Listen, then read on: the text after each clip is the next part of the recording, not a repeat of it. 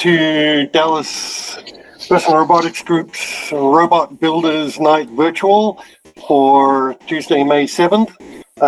We've got a few of the usual meeting announcements, and then we'll have some show and tell, and people lined up for topic discussions, and then we'll go to open mic.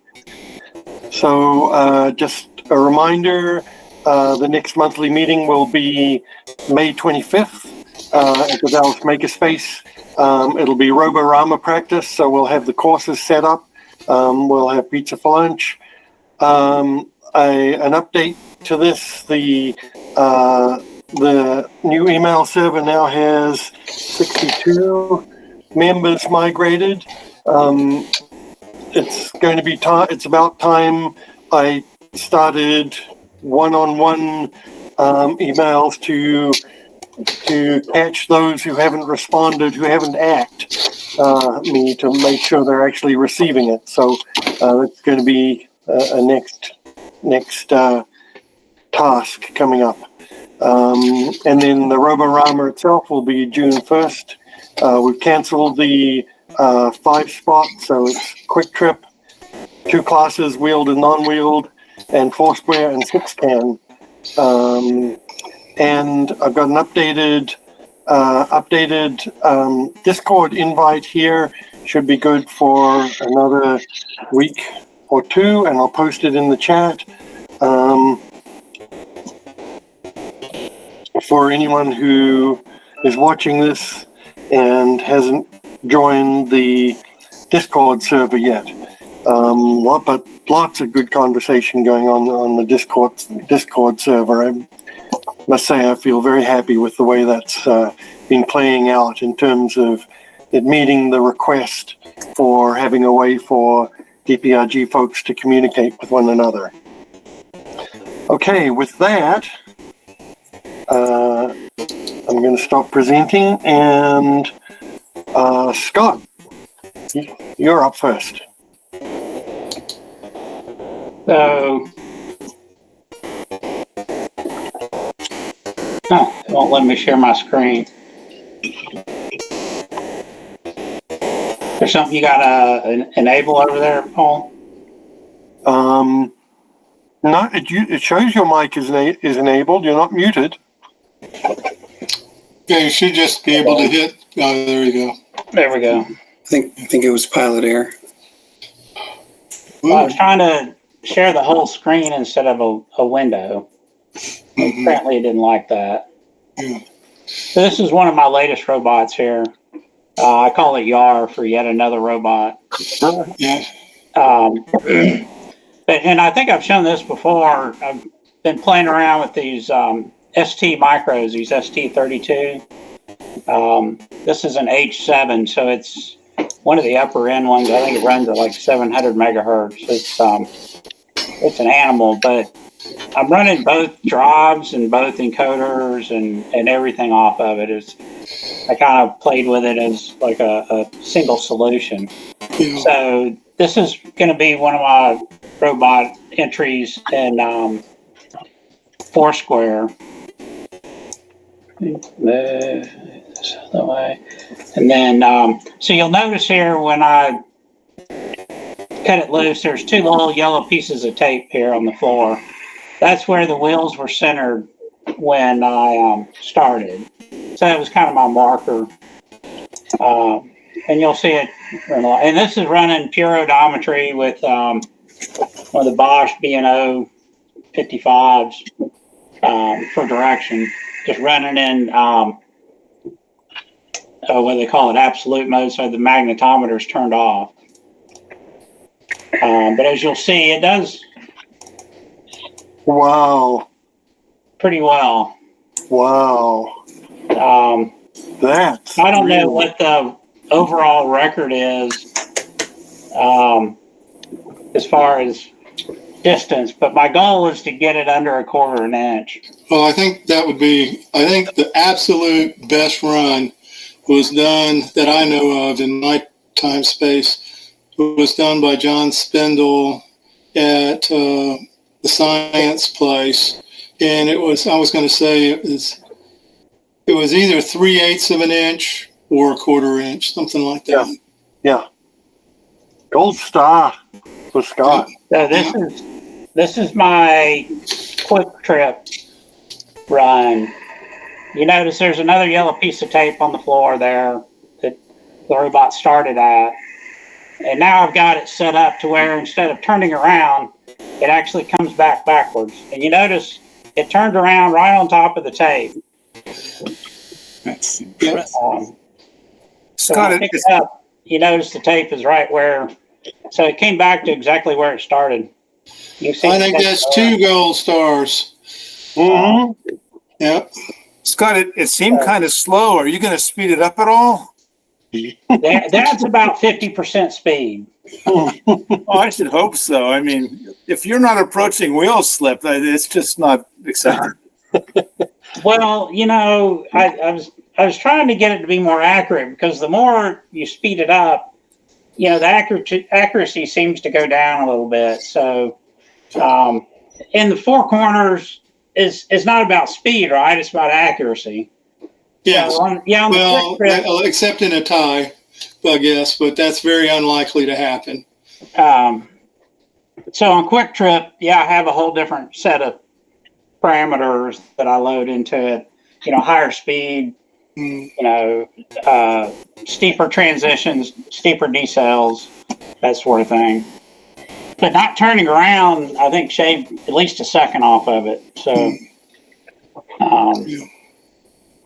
Cool. Looks like you set the bar pretty good. We'll see how the other people react to that. Okay. So that's what you got to compete against, I guess. Okay. So Pretty impressive. I mean, that's accurate. Mm-hmm. Boy. Yeah, these STs, I don't know how many people have ever messed with them. The drivers, you know, the peripheral drivers you know, it's a pretty good learning curve. But once you get it working, it seems to work really well. I mean, it's flexible and well, don't their timers have odometry outputs or something like that? you basically you set up a timer in capture mode, and then that's how you do like the encoders. Yeah. The timer value also is the quadrature count. Yeah. But that's built into the timer. That's one of the options or configurations for the timer. Are you using that? Yeah. Okay, cool. Yeah, and that was because I'm not using it in the Cube framework, which is where ST kind of pushes you to use their drivers, and they have the MX platform where you can configure peripherals, and which is really nice. You know, you can just tell it, hey, I need a serial port on these pins that runs at this baud rate, and it'll actually generate the initialization code for you. So, but like I said, you know, learning the drivers and how you interact with them took a little bit of a learning curve, but you know, I kind of like it. It'll work quite well. I mean, you notice it. You know, it's extremely accurate. Yeah. So, and but this also has a really nice set of motors on it. I don't have pictures of it, but I'll have it with me on the contest, so everyone can take a look at it. But are you going to come out to the practice? I might. I don't know. I hadn't decided yet. I really hadn't thought about it. There'll probably be pizza, Scott. So just to let you know. One of the neat things with the STM, at least the ones that run MicroPython, is you can access all of that cool hardware from MicroPython too, if you don't want to write C code. That's cool. Yeah, and at A7 speeds, I don't think it probably matters that much, you know. I mean, it's all probably fast enough.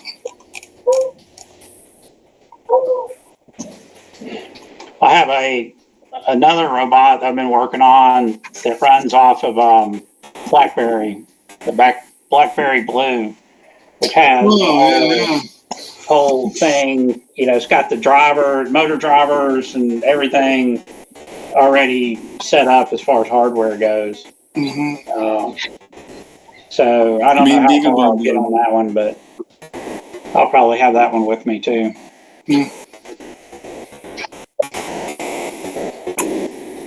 But so I got to figure out how far I take this one and see, you know, because it's got no sensors on it. You know, I've just been focusing on the odometry part. So we'll see what happens with it. Yeah. Well, it looks like it's definitely a strong entry in the first two contests. Now, if you could just take the wheels off and put them legs on it, Scott, then you could be in the second. Is that I saw in the opening wheeled and non-wheeled. So Yeah. is that what we're talking about now? Like a crawler? It could be anything. Anything that doesn't legs. have wheels. Legs, basically. Yeah, tracks wouldn't count. Yeah. Okay. But hovercraft could. So that's a great segue. If we're ready to move on, I've got a little show and tell here. So if you pin me, I'm going to attempt to not let my dog or the desk this time, and show him starting his stuff, and then okay, so let me get this going. Okay, let me just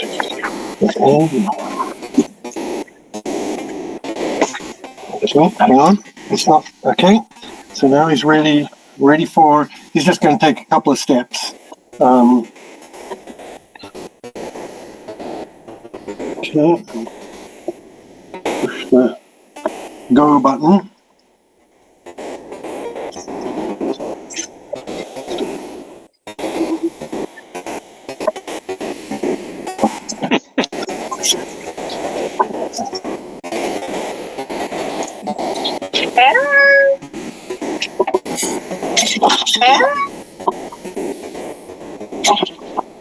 Okay, so that's the two-step version, and then if I can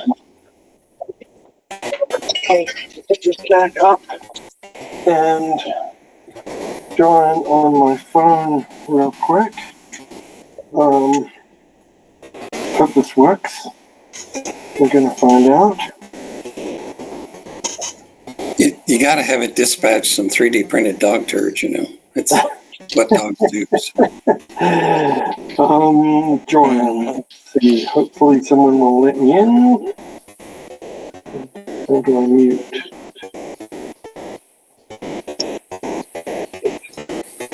Can it kick its back leg up and pee? Yeah. Then he has to build another robot to follow it around with a green bag. Yeah. Okay, and then hopefully I can share the screen.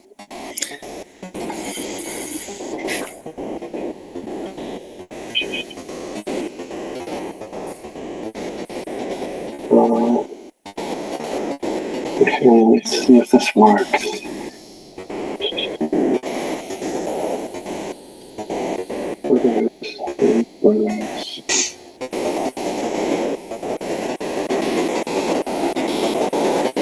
Paul, did you have a 4 on that or a 3? A 4. How are you keeping it cool? I'm not doing anything.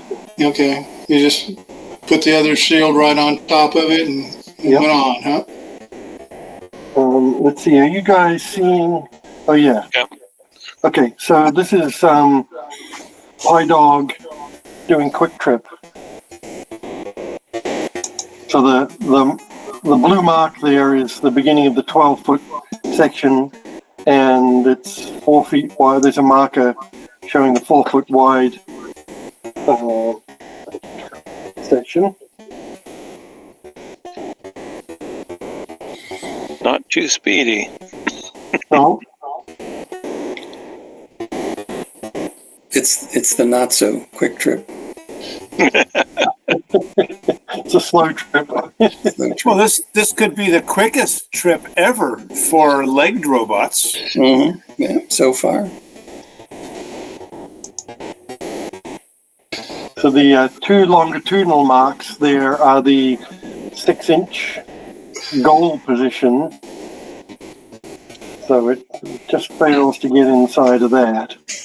So is he doing odometry with the IK, or is he using the camera? Not, just odometry, so he's just counting steps is really all Yeah. he's doing. Oh, and you're not going to turn around, you're just going to walk backwards. Yeah. Yeah.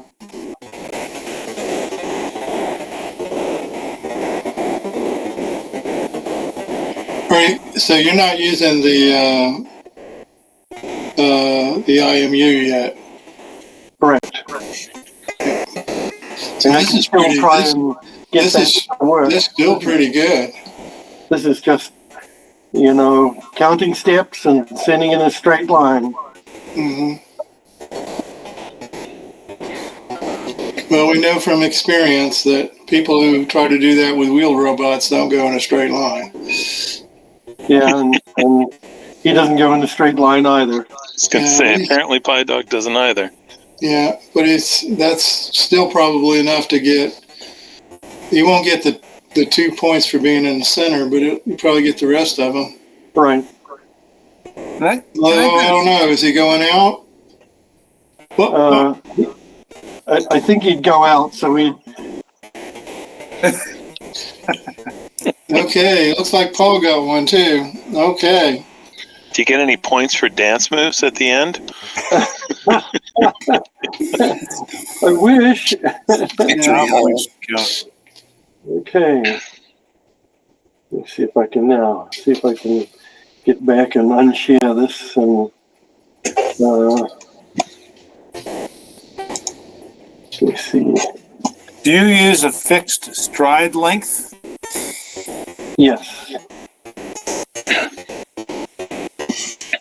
Because I wonder if you turned on the IMU and you started to just do slight dabbles with the stride length, if you couldn't get it to go straight at least. Yeah. Maybe. It has a turn left and a turn right function where it slightly modifies the length of the stride on the left or right side. Oh. Doug's flying up in the air. Yeah. Just phasing in and out. What I found with Roz is because it's fast enough, I have to actually accelerate to get to top speed, or his feet slip too much when he starts if he's on like hard floors. So I have to actually ramp the speed up to full speed to get him there. Yeah, so that's all I had. Except for my request to John to help me and maybe others understand the structure of this. I'll talk about that in my thing. Yeah. All right.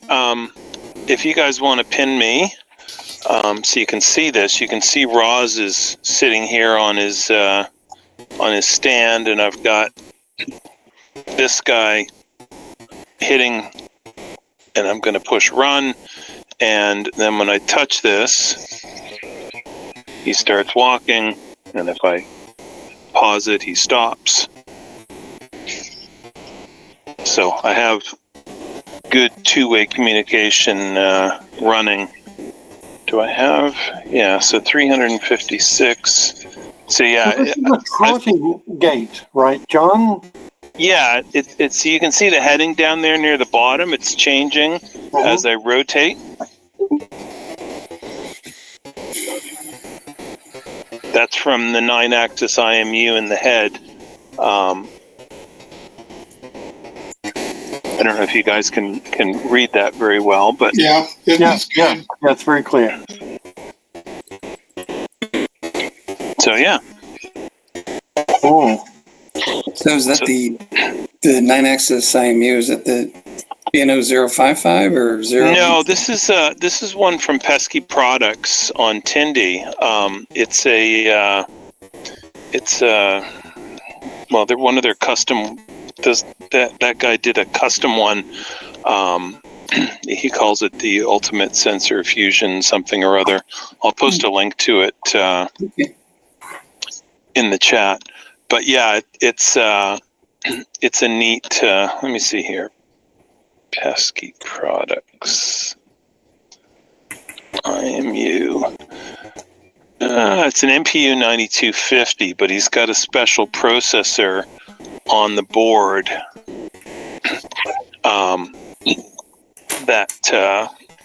that does the filtering and all that jazz, and doesn't take very much power and runs crazy fast. And so I'm basically getting quaternions back from that, and then in my MicroPython code running on I've got an STM32F405 inside the head that's connected to over I²C. I convert those quaternions into Euler angles, roll, pitch, and yaw, and those are what I send back as that actually goes over the serial bus to the Raspberry Pi Zero, and then the Raspberry Pi Zero sends that over the telemetry interface to the URC for displaying, along with a bunch of other data. So that's kind of cool. I'm really happy about that piece. That's working. You can see if you look here, I've got that ESP, the Seed Studio Zao ESP32S3 sitting on a proto board on top of the Raspberry Pi Zero. And so it's connected to the hardware serial port on the Raspberry Pi Zero. Its hardware serial port is connected to the Raspberry Pi's hardware serial port, and I'm running those at a megabit and just firing data. Or I might be running at 921K, I don't remember, but it's running really fast. And I'm doing telemetry at 10 hertz without any issues at all, plus sending the pause and unpause messages from the URC. And those are all JSON, like straight text JSON messages that go back and forth. and what's the gait like? Like, it looks like it's a trotting gait where two opposite legs move backwards while the other two opposite ones lift and move forwards. So what stops it from rolling when it does roll a little bit. Okay. But if you watch, so here, let me this PyDog's got a trotting gait too, and I haven't been able to figure out why it doesn't roll. Yeah. So on my videos here, let me find one that's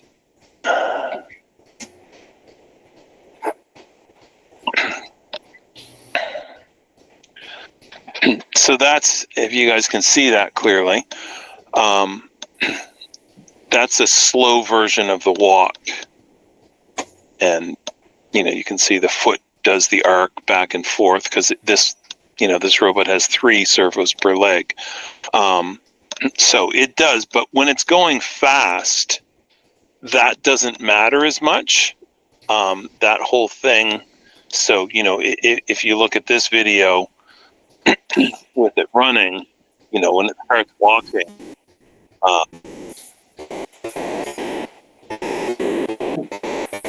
The frame rate is so slow, it's hard. About a frame every couple of seconds. It's hard to all right. So I won't bother sharing. But if you go to my YouTube channel and look at some of my videos of Roz, you can see it walking and you know, at full speed, and it's not really a problem. You know, it's a little bit of a problem because it makes it rock, and sometimes the head sensors see stuff. But I'm hoping to, like, you know, especially when I'm on carpet, if the head ends up pointing down a little bit, then it ends up doing that. But what I'm planning on doing is using IMU feedback and, you know, possibly tilting the head up a little tiny bit when he's walking fast and that sort of thing. So we'll see. And I've also got this tail that I'm not really using right now. And if I swing that left and right at the appropriate times, then that might counteract some of that as well. You know, but the legs are only lifting up, I think, 20 or 30 millimeters. It's not very much. So it ends up. Do the legs that are in contact with the ground, do you attempt to make them traverse a straight path, a linear path backwards? Oh, absolutely. An arc? Oh, yeah. No. They go on a linear path. Okay. So there's an axle that can bring them closer to the body as they swing by. Yeah, well, that's what the inverse kinematics does, right? The gate basically says where in space you want the foot to move. And so what I do is I do basically something that looks almost like a half dome. So when the foot is moving back, it's going straight, and then it picks up and follows an arc back to the beginning again, and then it pushes back again, and then it does that. And if you watch my Roz workshop video, that I go into a little bit of detail on that, and that's the gate. The gate is what drives that, and choosing which legs to follow and the timing between the legs and stuff. That's all driven by the gate. But the inverse kinematics is about taking the position where the foot should be and changing the servos to put the foot there relative to the center of the body. And with, you know, when you have 3 servos per leg, you can get the full range of motion. It's with PyDog, you can get the full range of motion if you're going straight, because both of the servos, the axis of rotation is horizontal, right? Like across the body. So he can do anything in that plane, but you can't.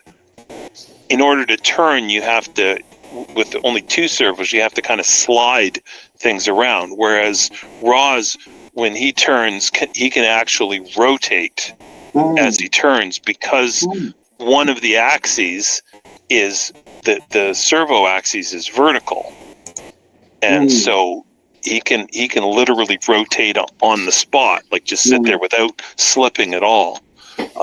So when I drive Roz, what I have is I have a forward speed in millimeters per second, and then I have a rotation speed in radians per second.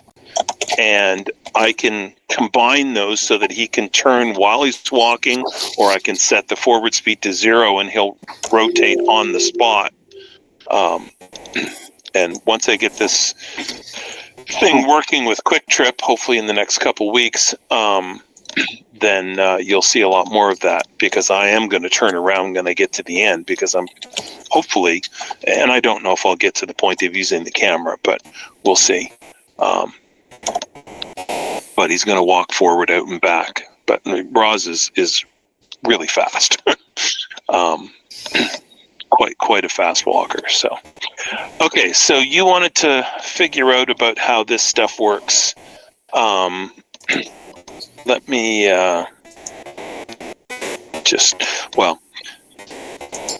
so basically, the way MicroPython works, you have firmware, which is basically a C program that's compiled, okay, and in this case, it's compiled into a .bin file, and that gets flashed to whatever chip, you know, in this case, the ESP32S3 that's on the back of this LCD panel, and so that's normally what you use for an ESP32 is firmware file as .bin, and you flash it to that. Now, Russ Hughes has built an awesome driver for this screen. And that driver is mostly written in C, although it has a MicroPython interface. And so that, what you do is you do a custom build of the MicroPython firmware that includes his driver as well. And the point behind that, and I'm hoping you guys will be able to see this. Let me see if I can look at a window here. I gotta find one that's yeah, this'll work. So let me just share my screen on that window.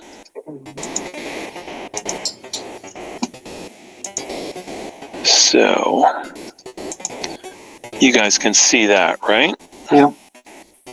All right, so I'm gonna go back one to here. So this is where this stuff is right now. So I'm gonna type R shell, and except that's the wrong. That's the wrong. I've got the wrong thing plugged in. I've got another project I'm working on. So let me just plug this guy in, and now I'm gonna type R shell, and so now this is my this board, the display. So if you go into here now, one of the things you can do, and let me bring the code up here because I don't remember the name of the thing. It's GC9A01. Okay, so I can say import GC9A01. And normally, when you do an import, if it's not something that's built into MicroPython, it has to be a file that's here, right? So I can say import display, or I can say import window, or whatever, but there's no GC9A01 in here. And the reason for that is that particular file is actually built into the MicroPython firmware. And so if you look at, and I'm going to make this window a little bit smaller so it'll show up reasonably, and I'm going to share it.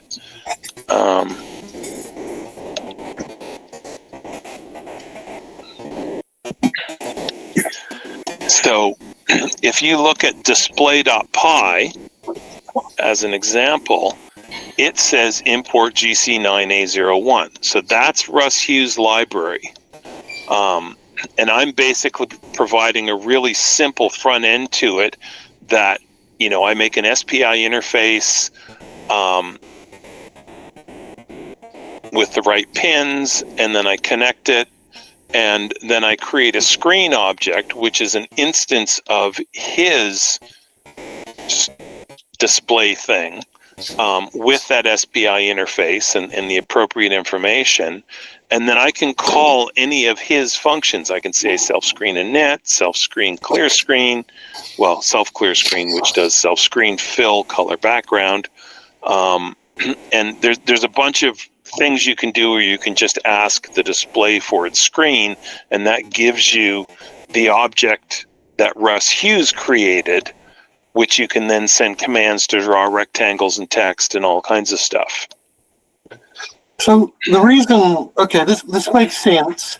And so I do need to follow the instructions on his webpage for how to download, how to install his driver to MicroPython. No, you don't. If you download that bin file that I pointed you to from the WaveShare site, that already has his library burned in. Oh. So that .bin file that's inside that example zip file that I pointed you to, that has MicroPython plus Russ Hughes driver. Oh, so I should be able to import 9A, G, whatever. Oh. Yeah, and if you can import that, then you've got his library. Oh. That's the bit that I was confused about. Yeah. Thank you. Yeah. And so when you're working on the code, right? When you're working on the code, and let me go back and stop sharing and share my little text window again. You know, if you're using R shell, and I'm in R shell right now, you can tell because it's the green thing. You can type rsync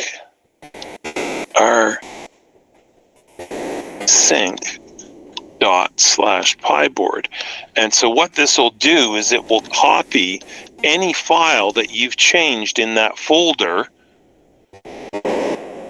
to the device. Now, as it happens, my device is completely up to date, but if I go in and make a quick change here, and you know, I'm just going to share my screen because this is too much trouble to constantly be switching back and forth. And hopefully you guys can just see this. So I'm going to minimize that so that you can see this. So I'm going to go into main.py, which is right here, and where it says it does a bunch of things here. Can't see it if you could blow it up, but so you must not be in your Git repo, because if you were in your Git repo, you'd have images and no, I'm going to change all that. I realized I kind of did that wrong. Okay. And you don't want to copy any of those files onto the device. Right. So I'm going to make a new repo and set up the directories and stuff properly, so you don't have to get rid of any of that stuff. Okay, that's fine. Now I understand. You know, I was just trying to understand your workflow, and I was just missing that little detail. Yeah. All right. Let me. Yeah. So that's basically what you need. You can use rsync and synchronize the file, so you can make changes to several different files, and then you just type rsync space dot, which means sync from the current directory to /pyboard, which is the root directory of the device, and so then it will synchronize all the files that you've changed, and then you can just type repl to get into the REPL and hit Control D, and it'll reboot and start running. Cool. And it's really simple. And then the presumably the workflow that you use that involves VS Code is you edit it locally on your PC in that directory, and then you just run rsync dot to /pyboard. I have a terminal window and I have VS Code, and so I edit the text in VS Code, and then when I'm ready to try something, make sure the files are saved, switch to the terminal, and with R shell you can actually just hit up arrow for command line continue, to repeat. So if you just hit it twice, I just alternate between rsync dot /pyboard and repl to go in and try it. Thanks. I do it basically the same, except in VS Code, I just open up a terminal within VS Code. Yeah. And you could do the same on thing. One window. Oh, right. Yeah. Right. Cool. I like keeping them separate. I just alt tab between them. But I mean, I've got a big 4K monitor, so I've got lots of space to a big 32-inch monitor. So I've got lots of screen real estate to have them both up at the same time and stuff, because I often have other terminals open for, like, RAWs is, I've got an SSH running to the Raspberry Pi Zero sometimes, or a couple of them, and all of that stuff. So there's usually lots of things going on at the same time, depending on what I'm testing. Thanks, John. That clears up my confusion. Yeah.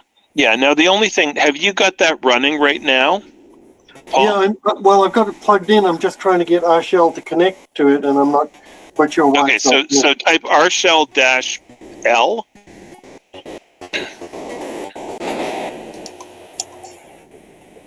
I'll Oh yeah, got it.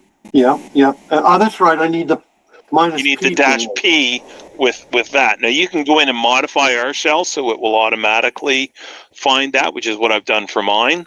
But I'll have to ask my brother again where the actual file is that I modified, because I don't remember. And then you library was GCA01. yeah. So when you go into the REPL, what does it say for that? MicroPython v 1.22.2 Okay. on. Yeah, no, that's good. 1.22 is all I needed to hear, because that's 1.22 is the first version that introduced support for ESP now, which of course is required for doing the telemetry stuff. So I just wanted to make sure that the WaveShare library included a recent enough version, because I'm actually not running their library. I actually created my own, but it's the same thing. And it says it's generic ESP32S3 with octal SPI-RAM. Oh, no. You don't want that one. It says octal SPI-RAM, really? That's what it Okay, says. so that's why you don't have any RAM. They built the wrong one. Okay, so I'm going to have to get you guys a different thing, because this does not have octal SPI-RAM. It has quad SPI-RAM. The little ESP32, this guy, has octal SPI-RAM. But this guy has 2 megabytes of quad SPI-RAM. So you have to use the non-octal version of it. I'm actually really surprised that WaveShare would do that. Okay, so where did I get that from? So, yeah, it depends on whether you got that from their website, like the WaveShare site, or whether you just grabbed the Seed Studio one, or the one that Russ had on his page. Let me check. I grabbed the one that you pointed me to, one in the WaveShare website. Let me see where it was. It's in my folder on in the chat. You pointed me to one on the WaveShare site called ESP32S3 Touch LCD 1.28 dash. So that is the one that you're using? Yeah, it should be. I'm really surprised. Just double check and go back. Hang on a sec.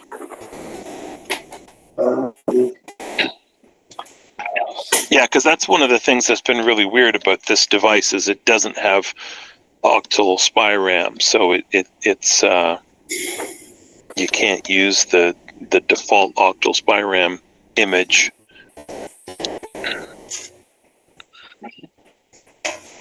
But that's why when you did the gc.mem free, yours only said 246K. Well, that's why, because it's not like, if I run mine and I say import GC and I say gc.mem free, I get 1.8 megabytes. Okay, so the file I downloaded, the bin file I downloaded, is ESP32_generic_S3-SPI-RAM_oct. Yeah, okay, so that's not the one from that zip file. Oh, so I must have gotten the wrong. Okay. Yeah, you probably downloaded that from Russ Hughes' site. Okay.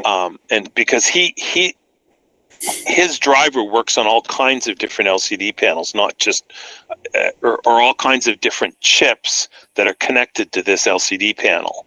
WaveShare just has one of those, but there's lots of other people that have, that use different devices and stuff. So yeah, you need to flash that one, and then you will get a reasonable amount of RAM.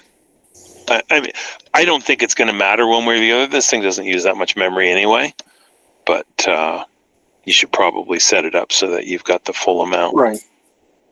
I will do that and work away on that. Thank you.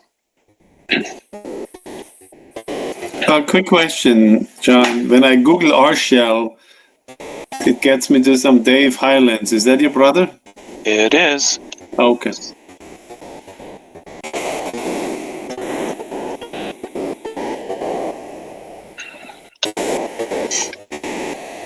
So you guys collaborate a lot? Well, he's kind of he's a much better embedded programmer than I am. I'm not, from a professional standpoint, I'm not an embedded programmer. I build big server systems and stuff like that, for, banks and big companies and whatnot. I do embedded stuff as a hobby, and he's an actual professional embedded software programmer kind of thing. It's what he's done for 20 or 30 years. So he's also a C++ programmer, and I'm not.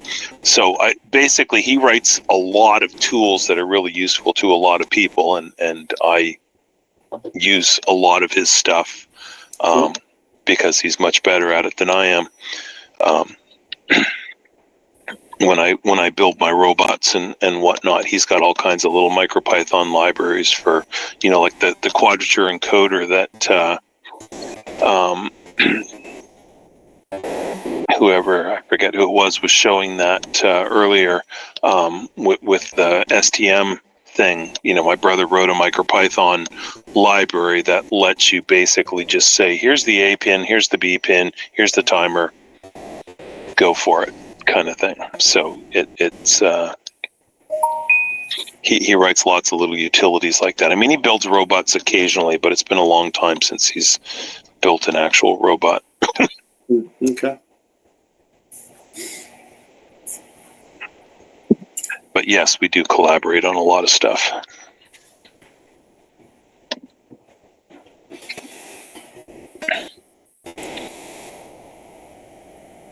The bus interface that I use on the STM32F405 in RAWs, all of the low-level parts of that where it's interfacing with the megabit one-wire serial UART is all stuff that he wrote, because he understands all the registry tweaking and stuff that you have to do in order to make that work properly.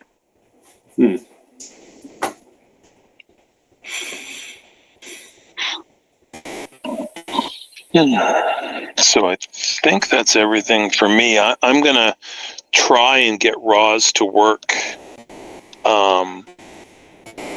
so that I can compete in the quick trip walking side of things, even if he's just doing straight odometry.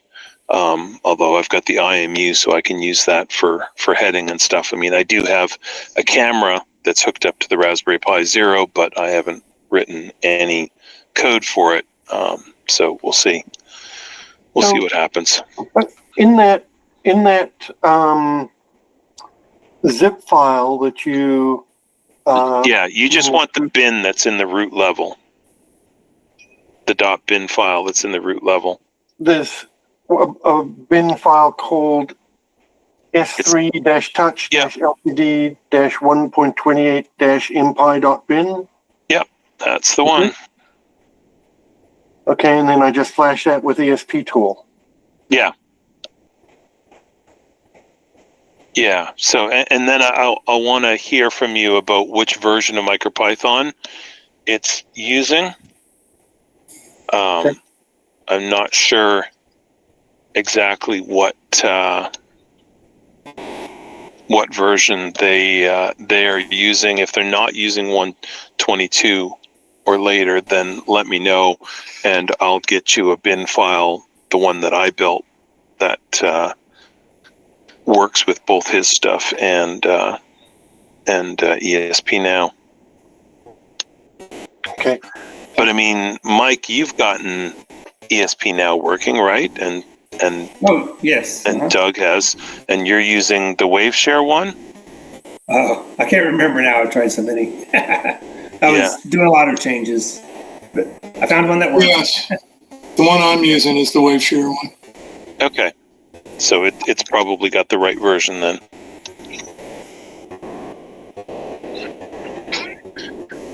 Cool. All right. Thank you, John.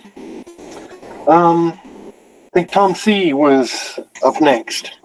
Okay, I'm going to share my screen here.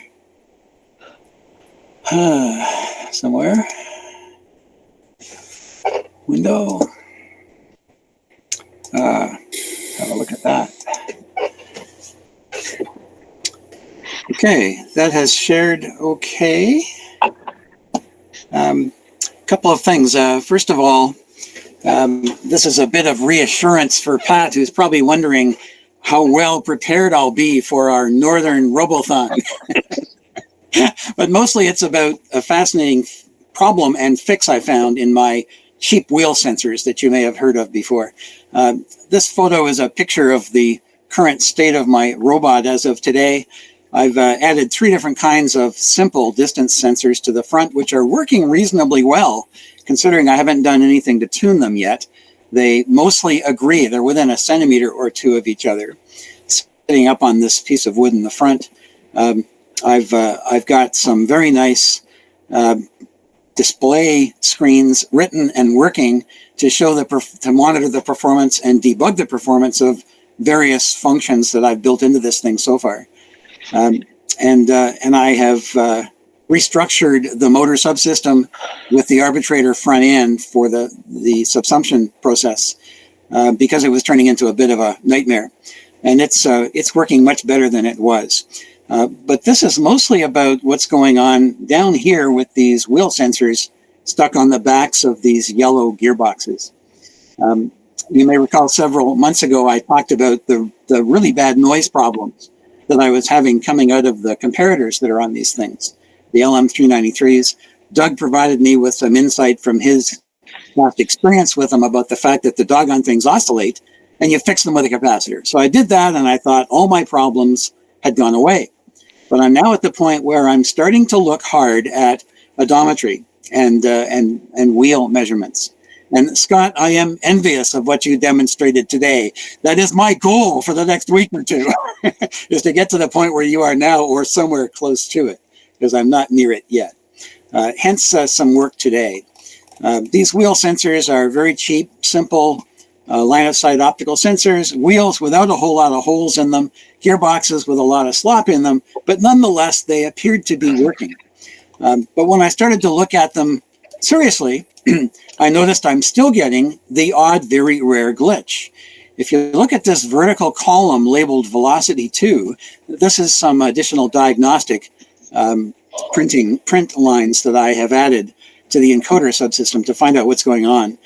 Basically, this velocity 2 is a filtered version of speed measurements, which are working okay mostly. I'm turning the wheel by hand to get this data. 22, 4, 29, those are reasonable speeds for purposes of the test. But this is not, this one that's highlighted, that's not reasonable at all. They don't happen very often, but when they happen, of course, they screw lots of things up. The position feedback is fine. Well, it's not fine, but it doesn't look bad, but the velocity feedback is terrible. Hence the need to look into this more.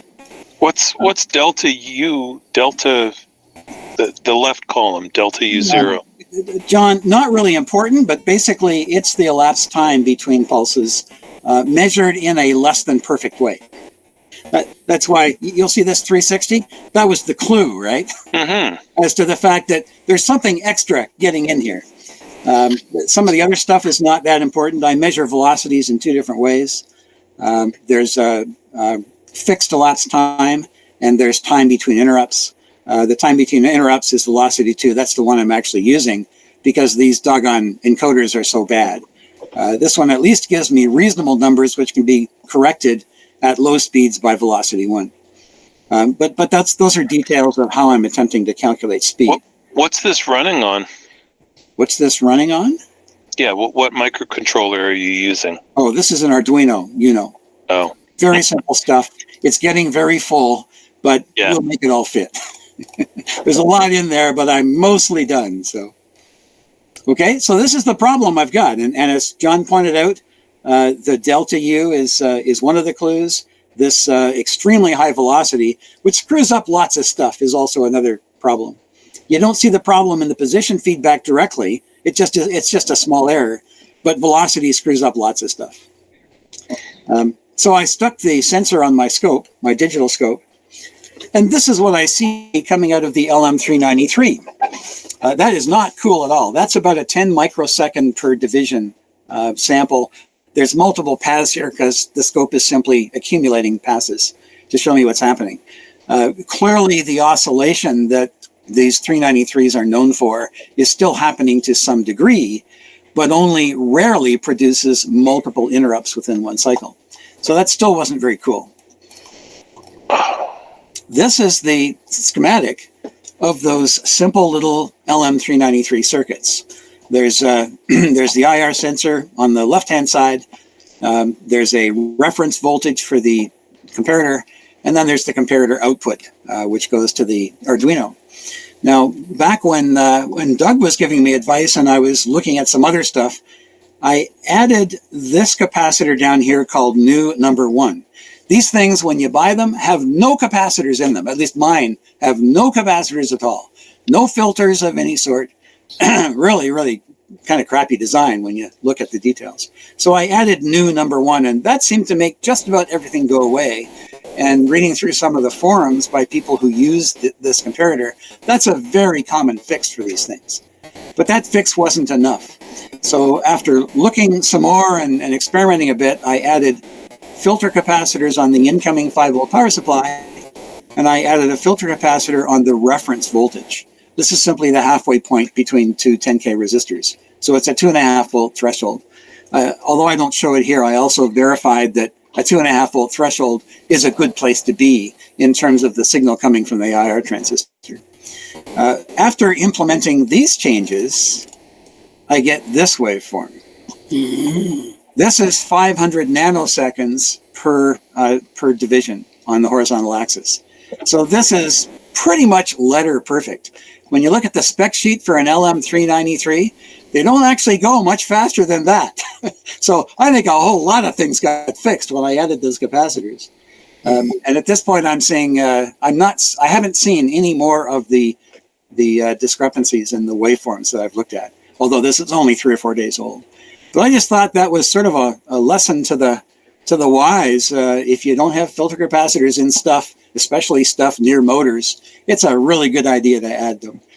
And the designs don't have them. So for what it's worth, I thought that was an interesting a learning curve. What's your rising waveform look like? Oh, yes, I didn't show that, but it's actually faster than the falling waveform. Let's go back here. It's actually faster than that, Paul, strangely enough. Now, we're getting close to the limits of my Handtech scope, which is 40 megasamples. So how can that be? Because it's got the LM393 is an open collector device, and it's got so when it tries to make a rising waveform, it's got a 10K feeding a 470 microfarad. Yeah, I understand your question, and I don't know the answer. All I know is when I initially looked at these, and I'm focusing on the beta transition because that's the one that I'm using in the Arduino ISR.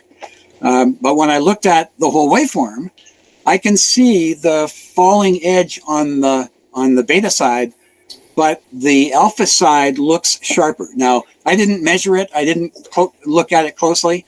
I just have the impression it was faster. Why? Don't know. Your question's a good one. I mean, the way the design of a 3M93, it shouldn't be. So don't have an answer. It's very weird that you would want, I mean, a 470 microfarad is a huge capacitor. Yeah. To put on the output of a digital, what should be a digital signal. Oh, that's a mistake. My apologies. 470 picofarads. Oh, jeez. Okay. 470 picofarads. My mistake. I'll have to fix that. That's a slight difference. You're right. It wouldn't be oscillating at all. No. 470 poof. Yeah. Okay. That makes a little more sense. Recommendation actually several months ago, and it seemed to work well. And a lot of other people do exactly. They put somewhere between 100 and 470. Is very common. Picofarads. So I'll have to fix that. The RC time constant is in the microsecond kind of range. Yeah, so that's like half of a 0.1 microfarad. Yeah. That's like a 0.05 microfarad capacitor, basically, which is perfectly reasonable for something like that. Yeah, you're right. Boy, you guys have good eyes. Oh, looking at this, it's like 470. whoa. It's like that's what I use for, regulating a 12-volt signal kind of thing to on an analog system. But It doubles as a DC power supply. yeah, exactly. Sorry about that. Anyway, that was my finding on this thing, and I was amazed that the doggone thing was still showing any ripple, and that it sped up so much when I added the filtration. So very worthwhile. Anyway, so that's that one. Any other questions? Can you just sit on that schematic for just a second longer? You bet.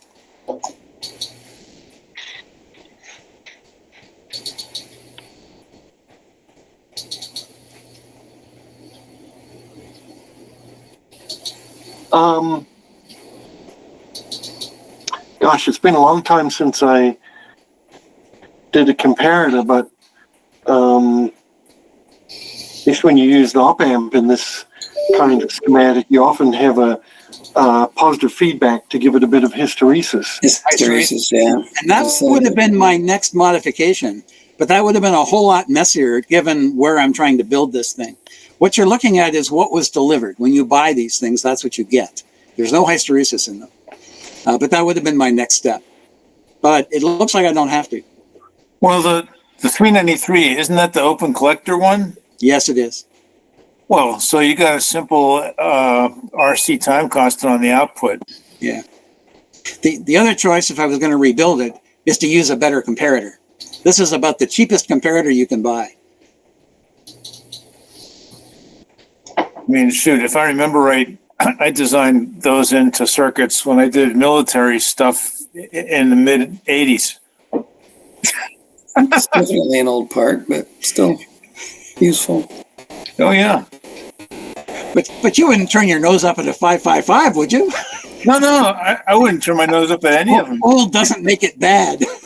I mean, I think basically the 555 has a comparator like this inside of it. That's it's fundamentally how it works. So Yeah. Anyway, it's in this ongoing journey of mine, we're getting closer and closer to the goal and learning all kinds of things along the way. One technique I've seen used is to put a logic gate after the 393 that provides you some hysteresis. It provides you a good totem pole driver. Yeah. I actually, you can also tune your RC network, with the series resistor, and really decrease the RC time there as well. But and in fact, I've seen that technique used quite a bit too. Scott, I took a look in my junk box to see if I had some compatible Schmidt triggers, because that would have been a useful fix too, but I didn't have any, so I did the hard work. Well, you can also use like a 485 driver to do this too. I mean, it's fairly similar to the 393, and in fact, it operates off a differential, and it seems to be a lot more stable because it's made for switching, and serial links, and it's also totem pole. So that's another option I've seen done. I agree. So I wasn't keen on adding hysteresis to this, although I was tempted. The trouble is these are surface mount printed circuit boards, and it was a struggle for me just to add the capacitors. Surface mount is not in my wheelhouse.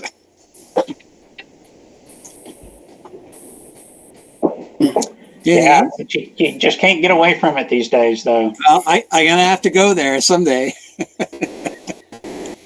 But as long as I can keep buying stuff from AliExpress, I won't have to build too much.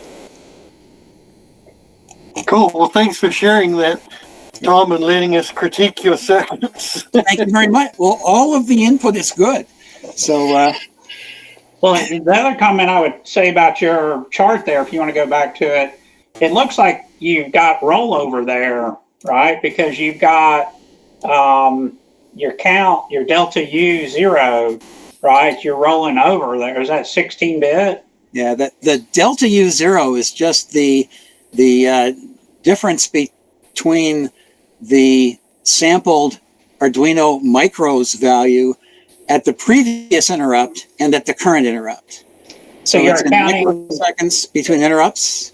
And so you're accounting for And it's- irregular time periods in Yeah. your velocity calculations then. Scott, it's a 32-bit unsigned integer. So it's not a rollover situation. It's just the number of microseconds between interrupts. And as John correctly pointed out, the 360 is wrong. And that was one of the clues. I just wanted to focus on the fact that the real impact to me is when the velocity just skyrockets. For example, if you're feeding that into a speed regulator, as I do, speed regulators don't like it much.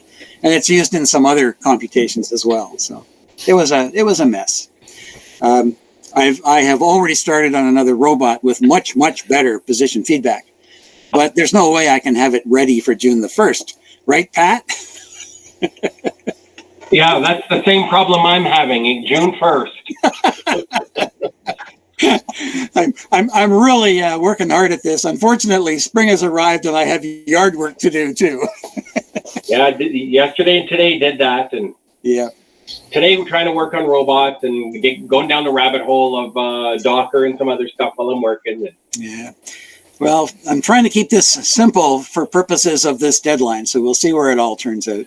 But like I say, watching Scott's robot work this evening, Scott, that's really impressive. So, but that's my goal. When it comes to encoders, you can't have enough counts. Yeah, that's right. So the next version has, I think, 750 per revolution of the wheel. It's an iRoomba chassis. Cool. Question, Tom. Yep. If I want to run the quick trip walking, I'm thinking of just bringing like 2 4x8 sheets of plywood, white, plus a 1x4 sheet piece to stick in the middle, kind of thing, and effectively tape them together. We should be able to lay that down in your carport. Yeah, you're thinking of the roughness of my concrete, right? And the gaps between them. Well, I don't care about the roughness. I mean, Roz isn't going to care about that, but you got to have it has to be, white with blue tape or whatever. So sorry, what is it you need that's white with blue tape? Well, the surface that you're running on is supposed to be, some uniform color with blue tape. Oh, okay. Sorry, I hadn't read up on those instructions. It's going to be the floor of the interactive room. There's no white floor there. Yeah, it's just blue tape, John.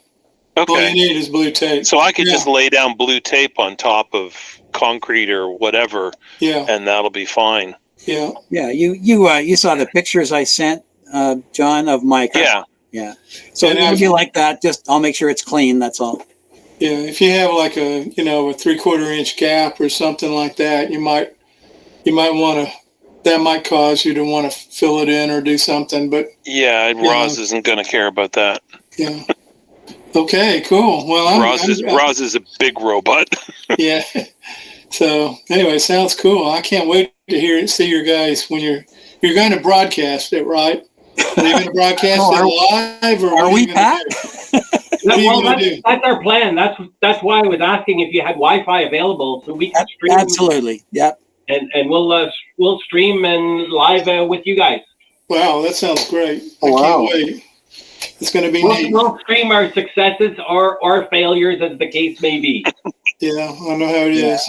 And unfortunately, my outside security cameras don't show this very well, but I'm sure a tablet or a phone would probably do a good job. Yeah. Yeah. We'll just stick them on a tripod. Okay, anything else? I was going to just quickly cover this. This past weekend was the Doors Open Ontario program, which runs once a year in the province of Ontario, and about 150 municipalities take part, and they basically line up a whole bunch of really interesting places who hold free tours for anybody who wants to come in and have a look. So you get museums, of course, you get private enterprises, you get city facilities, universities, colleges, whatever. I think Hamilton, where I live, had about 42 different tours available, so you can't possibly see them all. We picked 4 of them to go to on Saturday. 2 of them very, very high tech, and the other 2 were sort of artsy and historic kinds of things. But I just was blown away by one of these tours we went on. And I thought I would show you a little bit of this incredible technology these guys use. So the place that this tour was at, this is the Department of Psychology and Behavior and Neurosciences at McMaster University. And the tour actually took place in this new facility they have called Live Lab.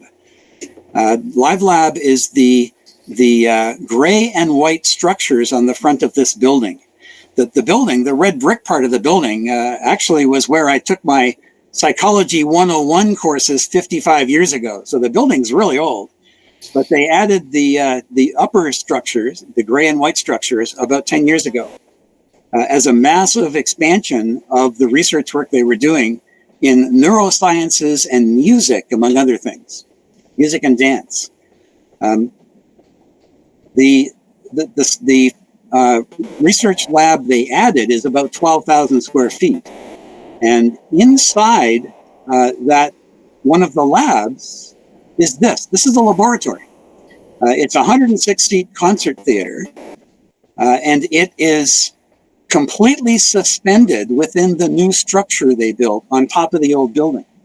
So this is a concrete box, 2,000 square feet and 2 stories high, which is suspended on steel springs hanging from a concrete structure up above it and mounted on rubber cushions underneath it. And it's inside of a second concrete box. So it's a massive infrastructure. They actually had to build a complete new system to hold it all above the old building. So this is 106 seats. It's designed as a dead room, a perfectly quiet room. The acoustic level in the room is 10 dB, or I guess they also call it NC10. It's incredibly quiet, and it's incredibly well isolated. During the hour and a half that we were there for the demonstrations, at one point they turned everything off so you could kind of get a feeling for how quiet it is. I've never experienced anything that dead. No echoes, no background noise, no nothing. It's astonishing what they built. So this is the back part of it. This is the stage, the view of the stage. This is some of the equipment they have as part of their facility.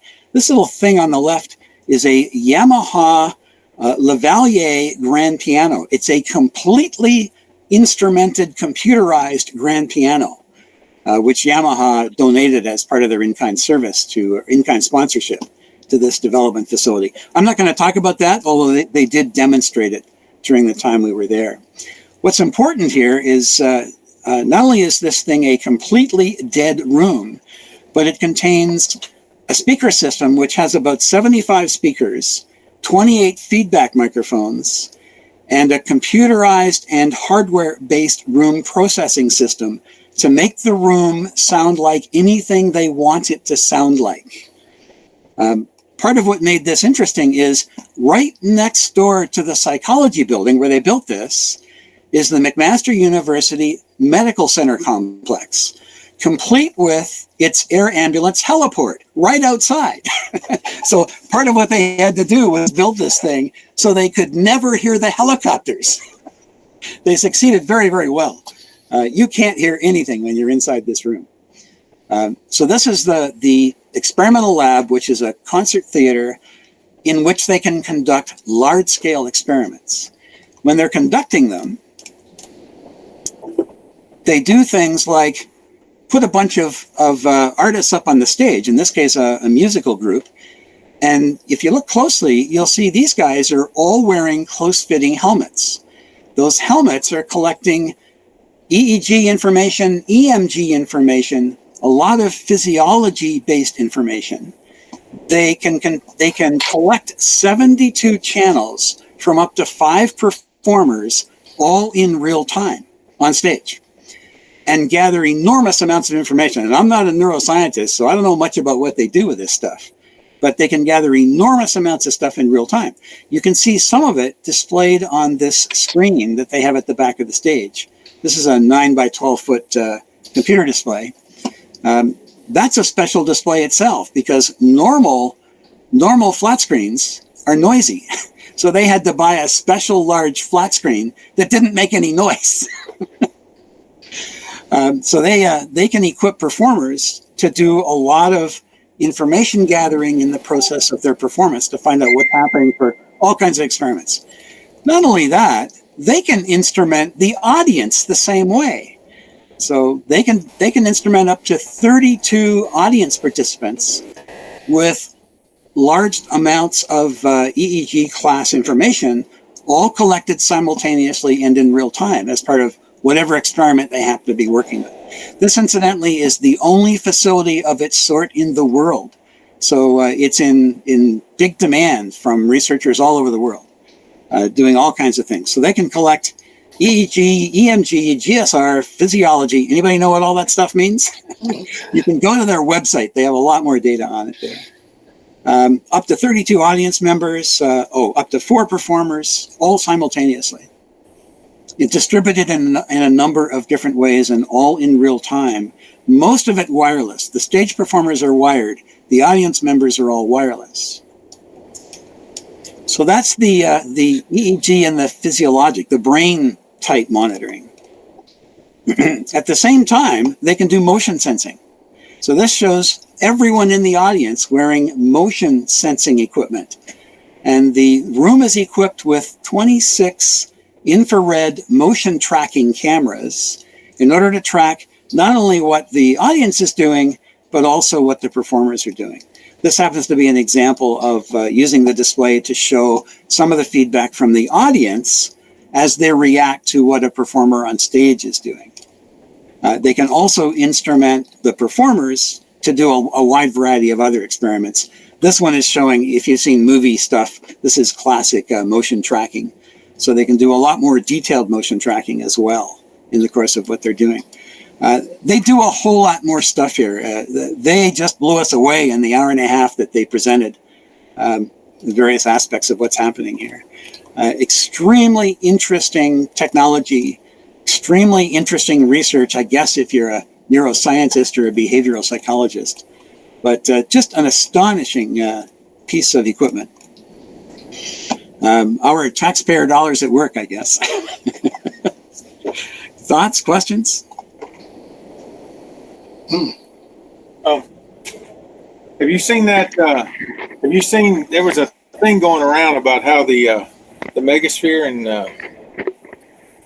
in Las Vegas works, and one of the things I thought was interesting was that along with this, and the reason it's relevant to the sound that you're hearing here, depending upon what show they're doing. If you're from USA, they'll set you in one section. If you're in Spanish, if you're from a Spanish-speaking country, they'll set you in another section. If you're in some other kind of whatever languages, they can section you up. And literally, while everybody's sitting there, broadcast the sound directly to that section in whatever language it is that they want or expecting you to be in. It's like really and I thought, I read about that like 20 years ago, 25 years ago, but I never did see anybody actually implement that stuff. And I think it's really, really cool. I guess it's something that has something along the ways doing very similar to the phased radar stuff when you're tracking stuff, I'm guessing. So you have interference and destructive and constructive interference until you're shaping the path of that sound. That's really neat stuff. Really neat stuff. They describe the fact that they can do some of that here when they have done experiments where they wanted different parts of the audience to hear different things, but not know it. Yeah. I don't know how that works, but they can do that too. Yeah, that's some really cool stuff, man. I think they call it beamforming. Beamforming, okay. Yeah. Yeah, when I worked for TerraStar, I was on the handset team. We built a handset that could talk to a geostationary satellite. Well, the geostationary satellite had this 18-meter dish, and it had an emitter that had, it's emitter and receiver, but it had basically 64 antennas, roughly shaped like North America. And by the way that they were able to do fancy computations on the signals on the ground station. They would upload and drive each of those antennas in a particular way so that using the, like you say, constructive and destructive interference, they could project a big array of like normal hexagons like you'd have in a cell system, or they could just light up the state of Texas and allocate all of the power from those antennas across Texas and then not to any of the other states. So beamforming. Pretty cool stuff, man. But I can imagine this is a kind of backwards in a way, because you can imagine all this. That's just a ridiculous amount of data, right, Tom? And Oh yeah. if they can capture it with known low latency and then process it, I mean, think of all the correlation studies they could do on how different people perceive and react. The postgrad who was conducting this demonstration was talking about the fact that in his research, he can collect enough data in a 1 hour performance to keep him busy for months. Yeah, no doubt. Part of the problem, I guess, is figuring out what's useful to keep and what's just noise. Yeah. Anyway, they have a very active website and also a YouTube channel. They conduct concerts here as part of their research, to which the public is invited because they need to find audience members. And they record all of those concerts and post them on their YouTube channel. They have about 175 videos up there now, along with certain highlight reels from some of the research they do.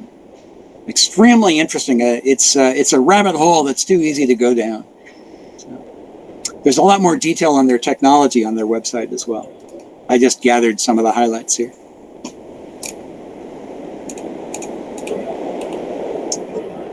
If you the concert ticket price is $20, but if you agree to participate in the research as an audience member, you get your $20 back. They have performers who agree to be performer experimental subjects, because part of the work that they'll do with performers is to help them understand how the performers subconsciously interact with each other in a group when they're performing. They showed some examples of that in some of the demonstrations they were doing. Amazing stuff. Interviews with the performers about what they get when they participate in these behavioral studies that help them understand how they interact with each other in ways they never understood. Pretty cool stuff. That and the experiments when they do live feedback of summarized data to performers on stage based on the live information they're collecting from the audience. As the director of the research lab put it, he says, "We can tell when you're falling asleep right away." But trying to get performers to understand they can dynamically modify their performance based on the feedback they're getting from the audience in ways they've never gotten before. I don't know whether you can ever do that in a real performance, but in this experimental lab, it's an everyday occurrence. Pretty cool. Seems like a 10 dB room, you would hear people's stomachs digesting. I wouldn't be surprised, to be honest. While he was discussing the construction of the concert hall itself and the difficulty in getting it perfectly soundproofed so they couldn't hear the outside noise, especially the helicopter, just for fun, he used the sound system to fly the helicopter around inside the room. So just for fun. And then once that was done, he shuts everything off, asks everybody to be quiet so that you can get an appreciation for just how quiet a 10 dB dead room is. And then he starts a fly flying around inside the room using the acoustic control system to identify the fly's motions. But it was really startling, I'll tell you. But it's fascinating to me that it's such a large space. When I worked at Nokia Mobile Phones, I mean, we had a room. It was probably the size of my office here, but a few feet on each wall were acoustic dampeners, and that room was so ridiculously quiet I don't know what the rating was on it. I only got in there once or twice, but they didn't even move any air because moving air would. But I've heard, if I remember right, Microsoft or some other places had one, and the rooms are they're just so quiet that people can't stay in them for more than an hour and a half, or else they go stark raving mad. Yes, yes. He was pointing out that the HVAC system basically is a dispersion air system because they couldn't have the noise of fans in the room. So it doesn't actually use fans, apparently. Duct turbulence, yeah. Very, very interesting problem. Guess you couldn't sneak a fart pie in that room. Pull my finger. Who dealt it? The presenter suggested that a really good concert hall has a noise level, a quiet noise level of about 25 dB. Because he says it is so expensive to do better than that. And the larger the room gets, the more expensive it gets. But they elected to go with 10 dB for purposes of their experimental lab. You know, I don't know if anybody's ever had a chance to go into a room like that, but over at UTA, I had a chance when I was there in their performance hall, like the doctors and the doctoral thesis and those people, musicians, what they did was in the appreciation of music, the elective class, they didn't force us, but one of the things to get an A in the class is you had to go to at least a couple of these doctoral thesis things so they have a crowd to play to, right? And so, of course, I did. And I'm sitting at the back of like in that right there, I'd be sitting like in the last row or two back there. And the guy was playing, I remember, I pictured my brain like it was moments ago. He sat up there, he walked out on the stage, everything was dead quiet, and he got up and just drew the bow, and this explosion of sound like you would not imagine. And I'm sitting as far back as you see, or if not further. Just there was nothing else to hear except for this pure sound coming out of this guy's violin. It was amazing. If you never had a chance to go do something like that, if you do get a chance, don't say no. Don't say no. It's amazing. Yeah, I was not expecting this when we decided to go to this as one of the tour places. It was just mind blowing for me as an automation engineer. This thing was just incredible. One of the other technology place we went to was a commercial recording studio in town called Grand Avenue Recording Studio, which has been around for about 50 years. But I don't know that that's all that relevant to you guys. So, but I was impressed by that. So Tom, your talk on this is pretty cool to me. It reminds me for people that are in Dallas, the Morton Meyerson. If you never saw in the past, it might be fun to find somewhere. But there were some videos on how that thing was designed and constructed. But I doubt that it's a 10 dB. But they did a lot of the same things. They had special dampeners on the doors and multiple layers of walls, and the plumbing and the air was handled in a certain way. And they can raise and lower the ceiling on that stage to help the sound out as well. Yeah, it's adaptive, so they can make it for a large orchestra with a chorus, or just a small Baroque ensemble or a solo artist. And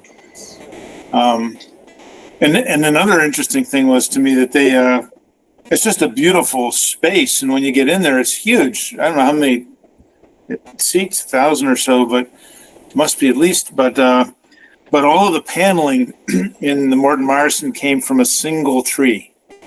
Oh, I did not know that. That's awesome. A single tree. They found this ginormous tree, and they sliced off this razor-thin veneer, and the wood matches perfectly throughout the hall. Yeah, that's another place. If you ever get a chance to go to that, don't say no to that either. Yeah, it's well worth it. Yeah, it is well worth every bit of it. Yeah. But get balcony seats if you have long legs.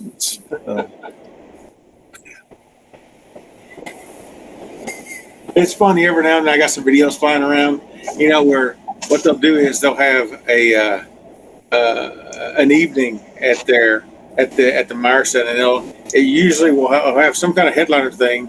It'll open with some kind of classical music thing that they're doing, you know, Tchaikovsky, whatever kind of thing, piece. And then their headliner could be any number of people. I happened to get to see Sandy Duncan. She was singing all of her songs and doing that stuff. But if you look around on the video, on the YouTubes, on the tubes of you, you will find Sir Mix-a-Lot at one of these things, and he's doing Baby Got Back in like a Meyerson occasion. It's pretty darn funny, man. It's pretty darn funny.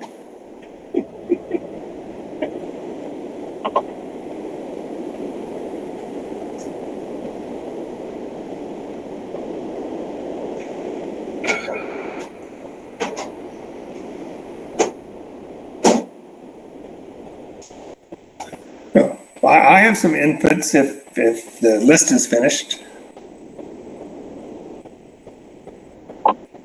I think it sounded like Tom had finished.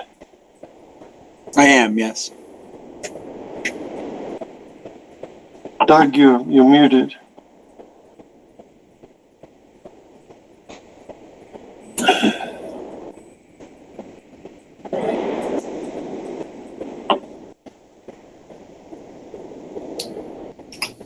Sorry, Paul, are you talking to me?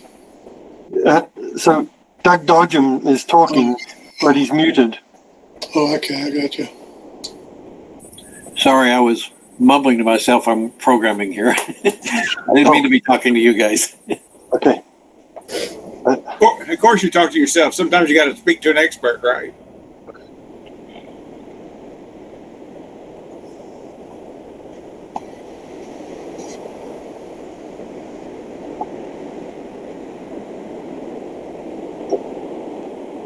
Okay, so open mic. Oh, okay. Well, I came in late, but I have a couple of updates.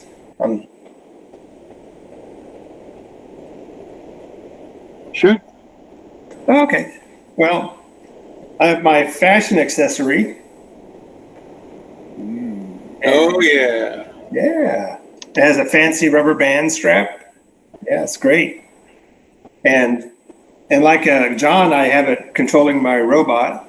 I had some simple stuff and I'm adding more things.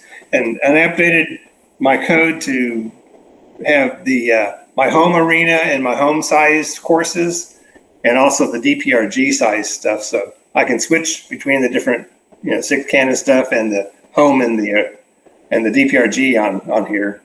Yeah, that's I haven't got the code running yet to do all that, but to do the arena switching, but it's going to be done like tomorrow. But I went to the Dallas Makerspace and brought my robot to try it out on its floors and its lighting, just to see what's going on. And the north lobby room, it had that really textured floor, highly textured floor. Yeah. Yeah. And is it carpet or? Pardon? Carpet. Is it carpeted? No. It's just highly. I mean, Carl knows what this stuff is. It's an epoxy, but it's highly. What do you call it? Gritty. It's textured. There's final flakes, like 16-inch flakes, and then it's like a coarse sandpaper. Huh. Very coarse. Except it's epoxy. Yeah, because like the granules are maybe I'd like to say an 1/8 of an inch, but probably more like a 1/16 of an inch. Yeah, I think they're in there. Yeah, and so I had my robot just sort of cage the can, not touch it, and it would just move around in there. But when it was trying to push the can would tumble over and go under the robot. So I had to change my limits on my catcher to get as close to it as it can without without putting a load on the servos. And then I was able to drag the can around. But the good thing about a textured surface like that is the wheels don't slip. So so the encoders are good.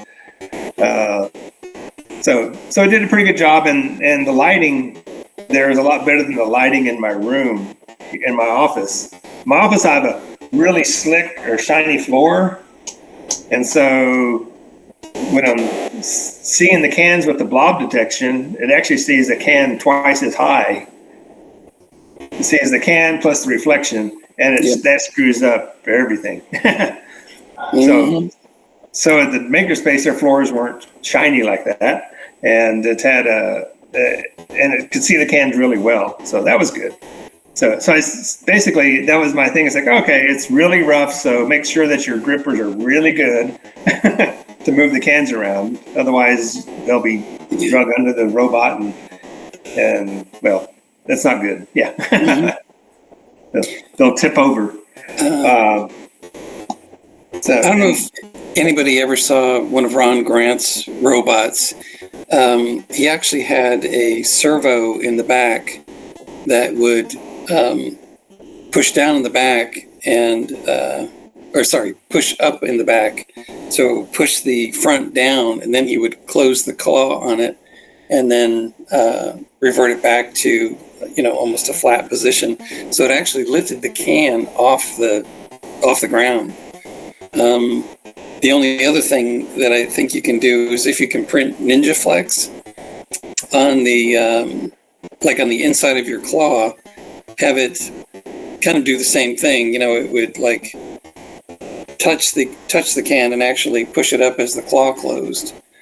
But I noticed if I put pressure on the can, then the servos start humming and drawing a lot of current. Oh yeah. They will. So my servos aren't strong enough to really do that kind of thing. I was thinking that too at the beginning. Yeah. Yep. Yeah. And so so that's the room that we're going to have the contest in then? That's the rehearsal. Yeah. This discussion is making me wonder, Carl, I wonder if there's still opportunity to book that room, that other conference room, so we could try it. I've totally forgotten now which one was which. I don't remember. The multi-interactive something or another? But I mean, which date was the practice? Because I thought the practice was one room and the contest was another, but I forget which was which. So the practice is in the north conference room, the one just off the lobby. That's on the 25th. And then the contest is in the interactive room. Okay, where we've always held the contest, right? Right. Yeah. Okay. So if we look at May 25th,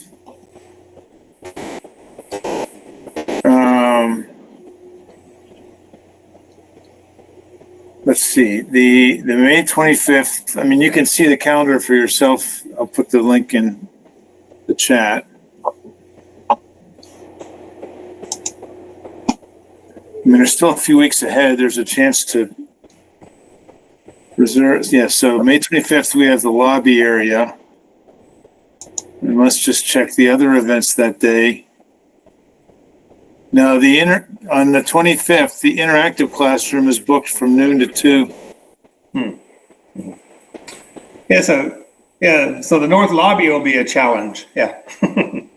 Yeah. The north lobby is the one with the epoxy, the very rough epoxy floor.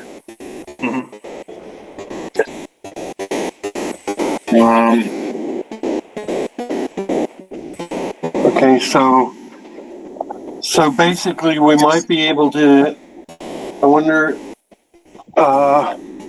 if we could ask to book the interactive room between 10 and noon.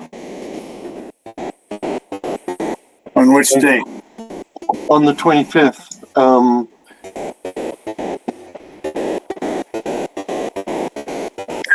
Not set up the courses there, but maybe. Well, I don't know. I don't know what to do.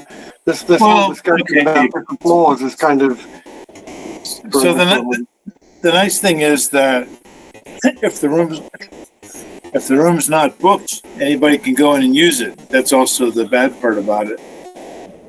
So Yeah. there's no one there at the moment until noon. Okay. Okay. So you think we'll just wing it, and if it's open, people could try it? I mean, on a Saturday, odds are high that if somebody was really concerned, if they would just get there 9:30 and or arrange that one of us is there 9 or 9:30, then you could just go in and squat, or we could, like you say, we could reserve it. But I hate to reserve things if we're not going to use it. Okay, so maybe we'll stick with Plan A, like we've got. We'll practice in the North Lobby, and the real contest will be in the interactive room, and whatever shakes out is what shakes out. Yeah, if somebody wants more practice sessions, just speak up, right? Because it's the weekends that are tough. It's relatively easy to get in there and use the interactive during the week, especially, right? So, but even on the weekends, first come, first serve. Okay, thanks. Okay, and then my last subject was I noticed last year, I can't remember who had it, but they had a laser pointer on their robot to try to align it so that you know that it was going in that direction precisely, like for Quick Trip. Because if you're off just a little bit, it just wanders off. It just goes in the wrong angle, but it comes back to the same point. But that's not good. So I found this laser pointer here, which mounts on a rail that I'm gonna put on my robot to try to point it so that I can say, instead of just eyeballing it and trying to squeeze my eyes and look where it's pointed, I'm gonna put this on there and have it pretty good, pretty precise. And so it has a nice little laser on it, and these are for guns, for laser pointers, adding laser pointers to guns. So it's nice and robust and small, and I liked it. So Yeah, a lot of people have used laser pointers to try to get that angle right, Mike. yeah, Dave Anderson. I mean, that's a fairly common, every couple of years. Yeah. If you're this using laser pointer here is really tiny. yeah, is it? I guess my first question would be, is it a green laser? Yeah. Well, I'm going to say that's good because the green lasers are much more powerful. But what you might want to do though, and this might not seem, is you probably want to point it kind of at the ground, because what you want is to create a line. You know what I'm saying? Yeah, I'm trying to figure out how to do that. But otherwise, it's a point somewhere. Yeah, it's a point. And I mean, that's useful. I mean, like for example, that can tell you if you're really way out, Right. Or you can, if you're setting up, you can't have it during the run, but you can take a piece of 2x4 or something and stick it at the other end and just kind of get a feel for what alignment is, Yeah. Yeah, they make this. I don't think you can see it, but it kind of looks like a Fresnel lens at the end of the laser, and that actually draws you can get like 90 degree and 60 degree and lines out of it. Yeah, it's what they use for those. What do you call them? Like when people are. I find one of those. Yeah. Yeah, just look. If you look for line laser in Amazon, I'm sure you'll find them. Yeah, there's quite a few. Yeah, well, sometimes they use what do they call it, Ray? The crosshair lasers. Yep. Yeah, you can get them in crosshairs, lines, all kinds of different patterns. Okay, well, that's my input, and thanks for. I'm going to try to look for a lens that'll shape the laser a little bit. Yeah. That'd be really nice. Yeah. Okay. Yeah, and I don't think that using the north lobby is going to be a problem. I mean, Mike said he had no issues with his odometry. That's really the basic thing that's more likely to be a problem than him. You know, the can problem probably is just a case of fine tuning something that he probably would have run into at the other place too.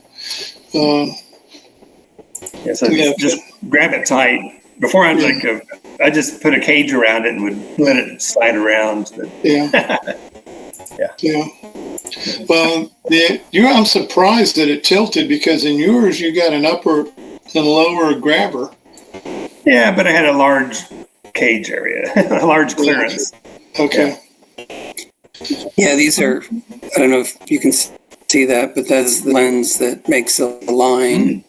And they also have them that make cross. And the person or the company is AIXIZ.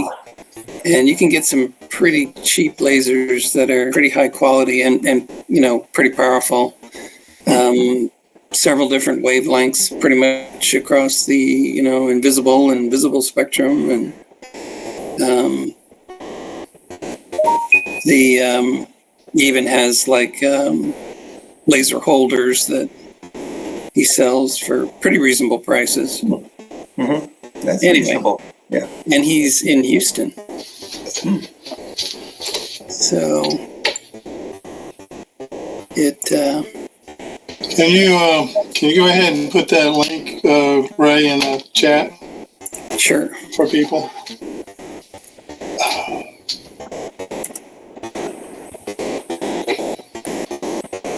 All right. Well, that's my thoughts. So. Yep. What are you this one is actually it's got a third line on it that it's like a TTL level controllable, so you can turn the thing on and off, which is kind of nice. Mike, what are you using for a case for your URC on your wrist there? You're muted. You're muted, Mike. Yeah, so I just catted it up, just made it as small as it possible. It's round, has a rubber band screwed onto it. So you got a little battery in there? Yeah. The battery is, I'll turn it upside down, is that. Yeah. Cool.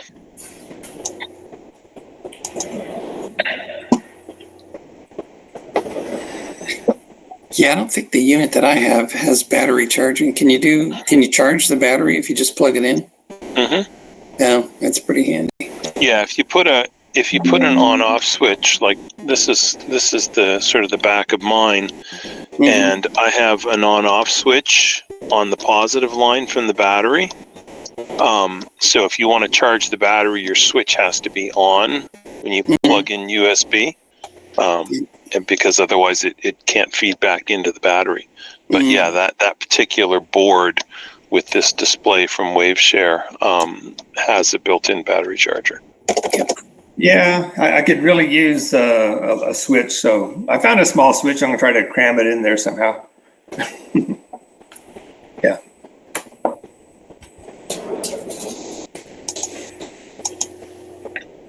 Anyone else have anything at all robotic related? Feels like we might be running out of news and whatnot here. I have a question about the four corner. The rules say it can be, I can't remember, but had a wide range of sizes. Yes, and we won't know what that is until we get there. Right. Okay, so it'll probably, you can It'll probably be bigger than 12 feet. Will it be in feet increments? Could be. It's what it depends on what ruler we have, Mike. Oh, okay. Not meter in? Yeah. So, You might have to do a conversion there. Yeah, yeah. 'cause basically you got to change the code, I guess, to put the waypoints in the right place. Yeah. Yeah. I mean, John has a way to change, has like a numerical input. So I could do a dynamic thing on the URC There you go. to change the dimensions. Probably be easier to just put a numeric keypad on it, like with 12 buttons or whatever, and a little field that shows the number that you're trying to type in. Or I'll probably just bring up the code and one of these and change it and then bang it out. download it. Yeah. Yeah, it's not hard. You can just put it in a JSON file too and just load it.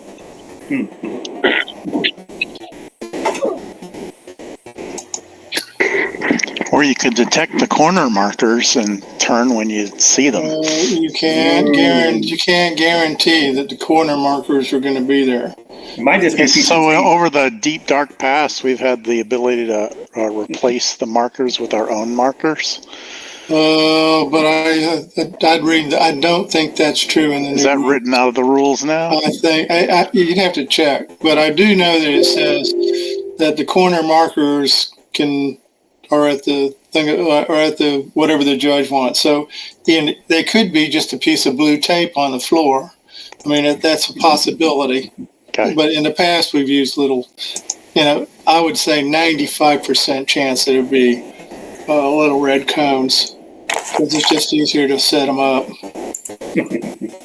They could also be cans, orange. Okay, they could be cans. Who knows? Yeah. We have had people use cameras to navigate around the course. I want to say they did well, but I don't think they did like record well. My kids did okay using quart-sized half and half containers, the cardboard ones, and just detected them with ultrasonics. Oh, that's cool. Yeah, I think you can. One of the things you can do for sure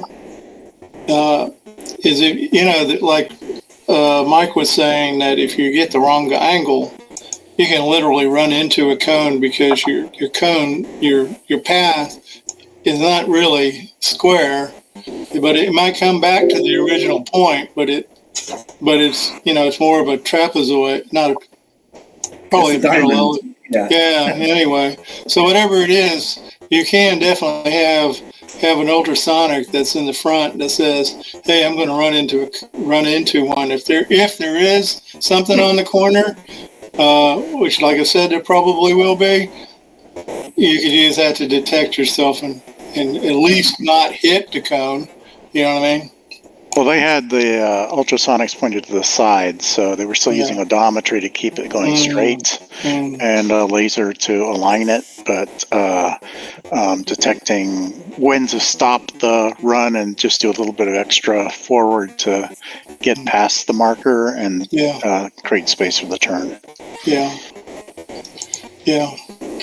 But you did the judge, so it's like you can decide whether that kind of thing is allowed. Well, I'm really flexible because if you're willing to put in the effort to do that stuff, go for it.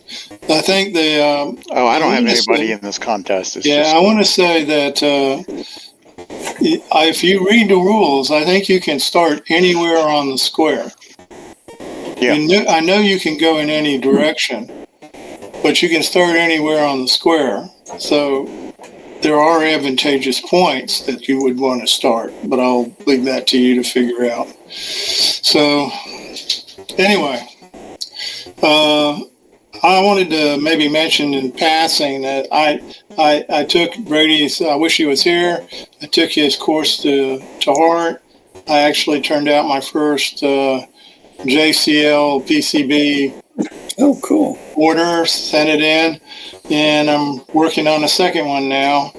The first one, I think it'll work, but I'm much more. The second one has got a lot more KiCad sophistication in it than the first one did.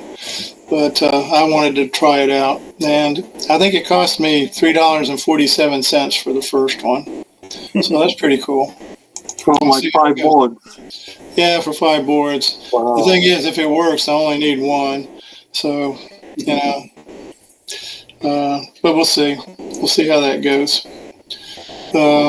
So is it mainly headers connecting to headers, or it's mainly, in my case, since I'm using modules whenever I can. Okay, because I don't want to build a buck converter. I have no desire to build a buck converter, so I'm going to use a buck converter that's pre-made, and I put it, and just put it on there. Yeah. And I also like. And I used the big one on that one because since that one's switching around a lot of, there's small servos, but there's a lot of them. This new one, where I'm going to have just a couple of servos and the rest of it is other thing, I'm going to be using these little mini 360 buck converters. They're very nice form factor. They're very small. I put one on my load, my constant current load, and ran it out to the max spec and let it sit there for several hours, and yay, verily it worked. So I'm comfortable with it, and so I'm going to be using them in the second board. First board I used one of those fake ones, those LM somethings that are fake. I used one of them, but I cranked them out. I cranked them out to, I think it was 2.5 or 3 amps, and let them sit there overnight. And he handled it. It was hotter than a $3 pistol, but it kept going. So junction temperature of 149 degrees C. Right? Yeah, not quite 150, but yeah, not quite there. But anyway, the first board went out, and we'll see in a couple of weeks how that came out. I did use it's either KiCad or KiCad, depending on how you want to say it.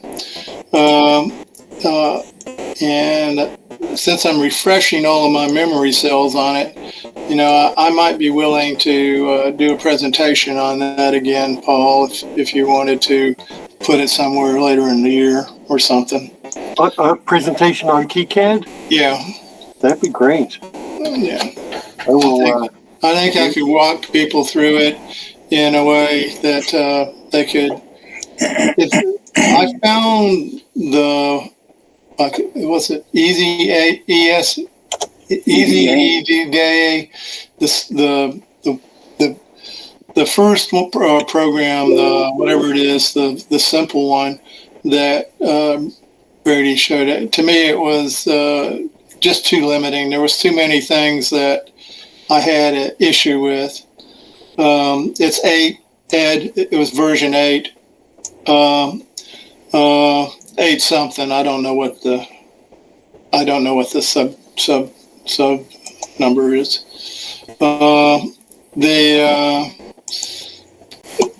I didn't try their pro version, but when you got finished, the whole thing, the big problem with all of this stuff as a hobbyist is getting the right footprints.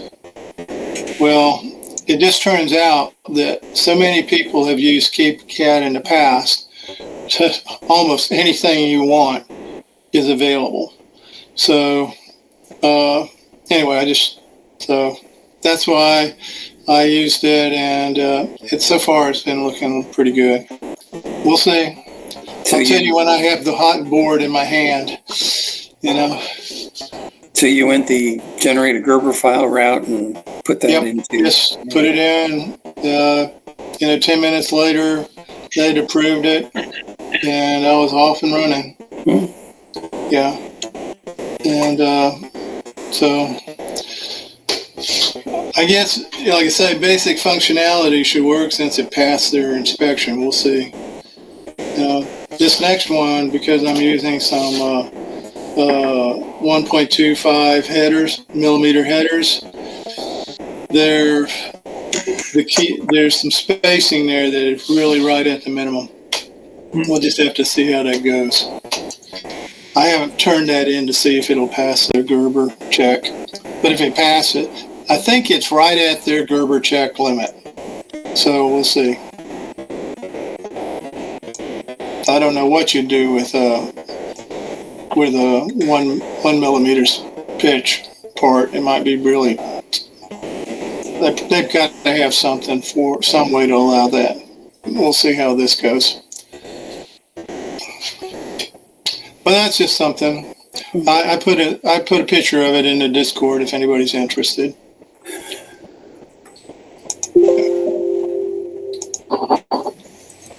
So, unrelated to that, Doug, I looked at Ron Grant's files for the robot prize, Yeah.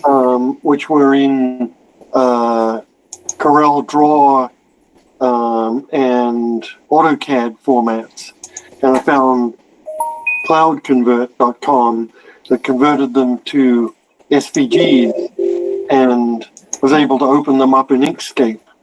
So now I'm playing around with them and looking at the signing, the labels to put on them and stuff for the prizes. Yeah, I want to say that the one I had that I got from him somewhere was a DFX, which I hate. I absolutely hate DFX, but it's used everywhere, so you better not hate it. You're just going to have to use it. But you're right. My intent is to get them to SVGs and use them in Inkscape. Yeah, so I got them into SVGs. So okay, cool. So it's that's in work to put labels on them and get some plastic and try cutting 1 or 2 out and see how it comes out. Okay, cool. Sounds right. Are you going to cut them, Paul, or you want me to cut them? Either way, when you and I talked about you cutting them, but I figured I'd better at least proof it out and make sure that the files are good and such. Okay. So I can try.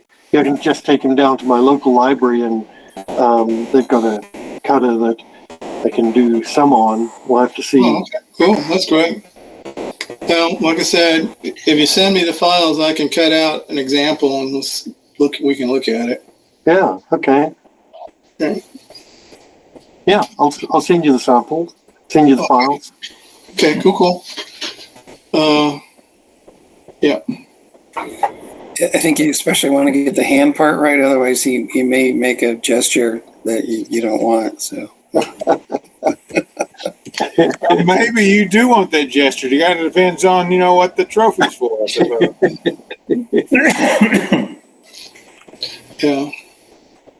Yeah, I'm still working on a historic web page for the trophies and things that we've given out that I know about.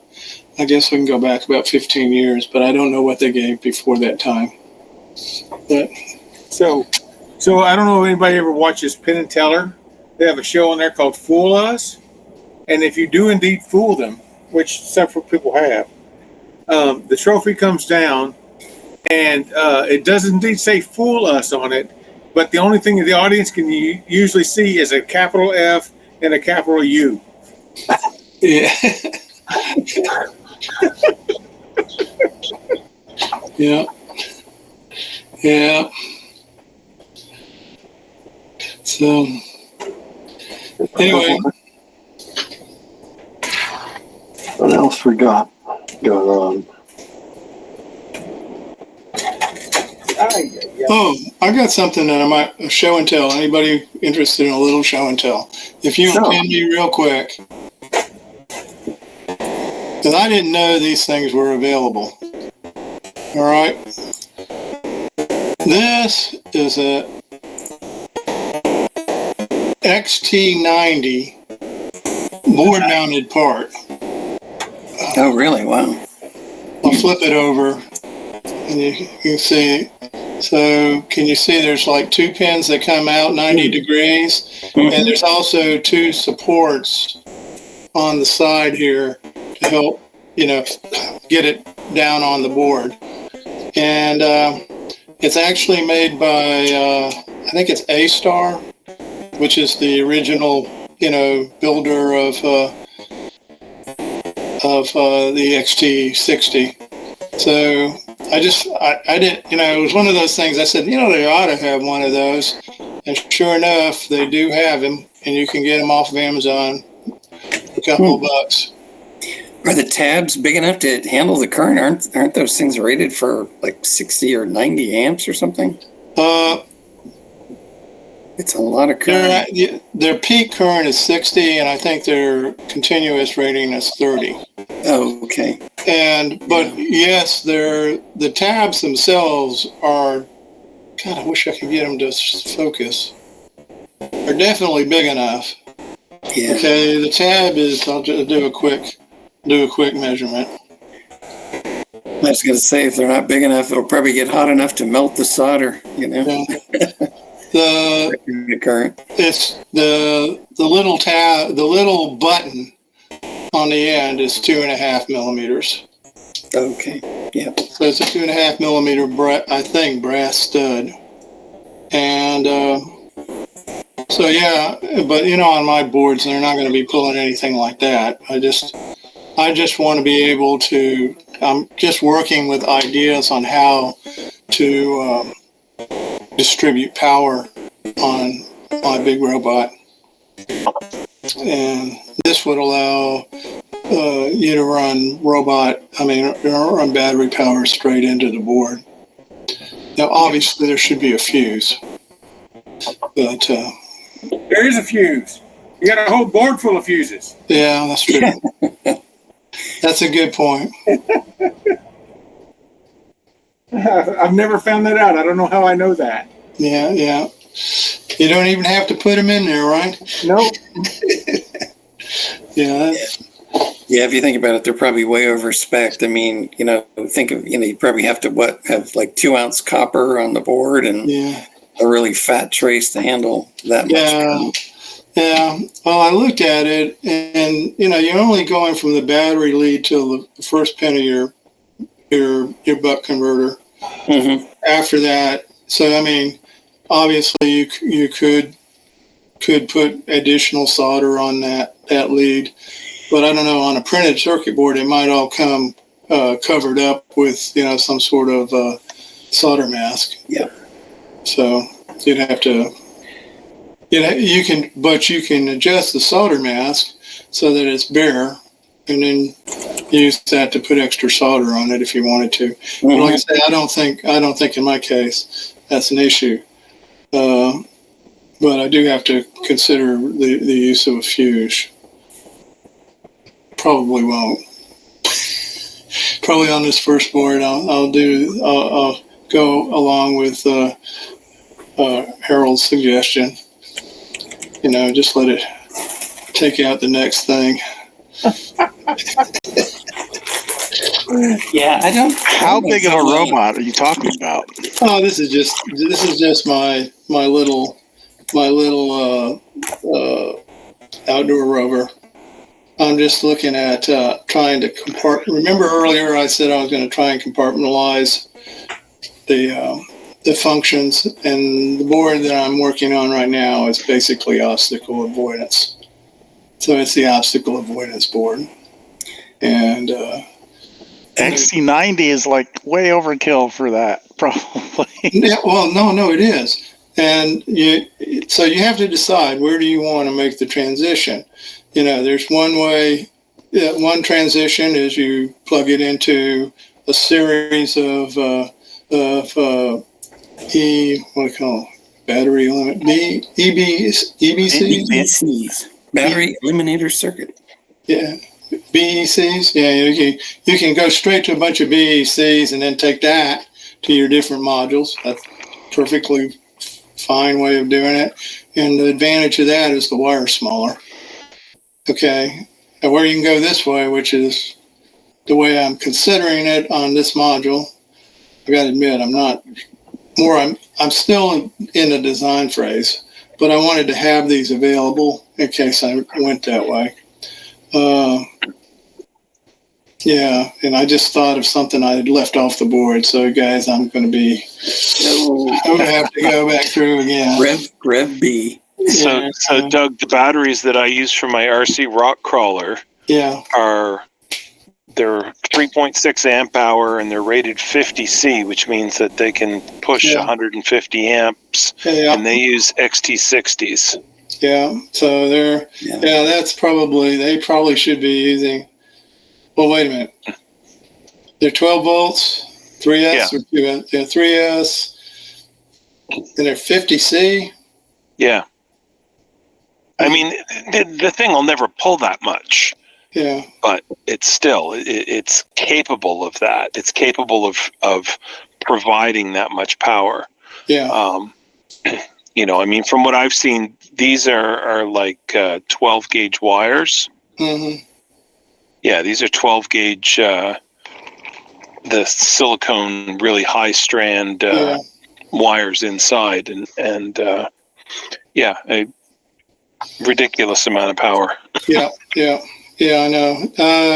I've got the same type of batteries, and I don't probably have 50C, probably have 30C, a little cheaper, but not much. That's going to be the power source of the whole robot. And so, one thought is just go straight to even if I have the battery eliminating circuit on the printed circuit board, I could, go to a much smaller wire on an XT960 and use a inline fuse. A lot of the drones have, the stuff that uses pickhawks and all of that, they come with a very nice module that has I think an electronic fuse in it, but where it senses the current and cuts it off. So there's probably a couple of ways to go about it, but the one thing that I wanted to put on here that I haven't done yet is I left off the can. I guess it's the transmitter, because I'm using a Teensy, so it does have it has a CAN port, so I need just a little chip that goes on the end. The transceiver. Transceiver, yeah. So I've got to go put that back on. Oh well, it's always something. While we're on the subject, I don't know if I'm cutting anybody off, but I was wondering so I've got an inherently 12 volt robot, and but I'm looking at those 24 volt motors with the integrated controllers that we talked about a couple weeks back, and also CAN based protocol, but they've got integrated motor controllers. Does it make sense for something like that, since I've got inherently 12 volts, but I need to double it up?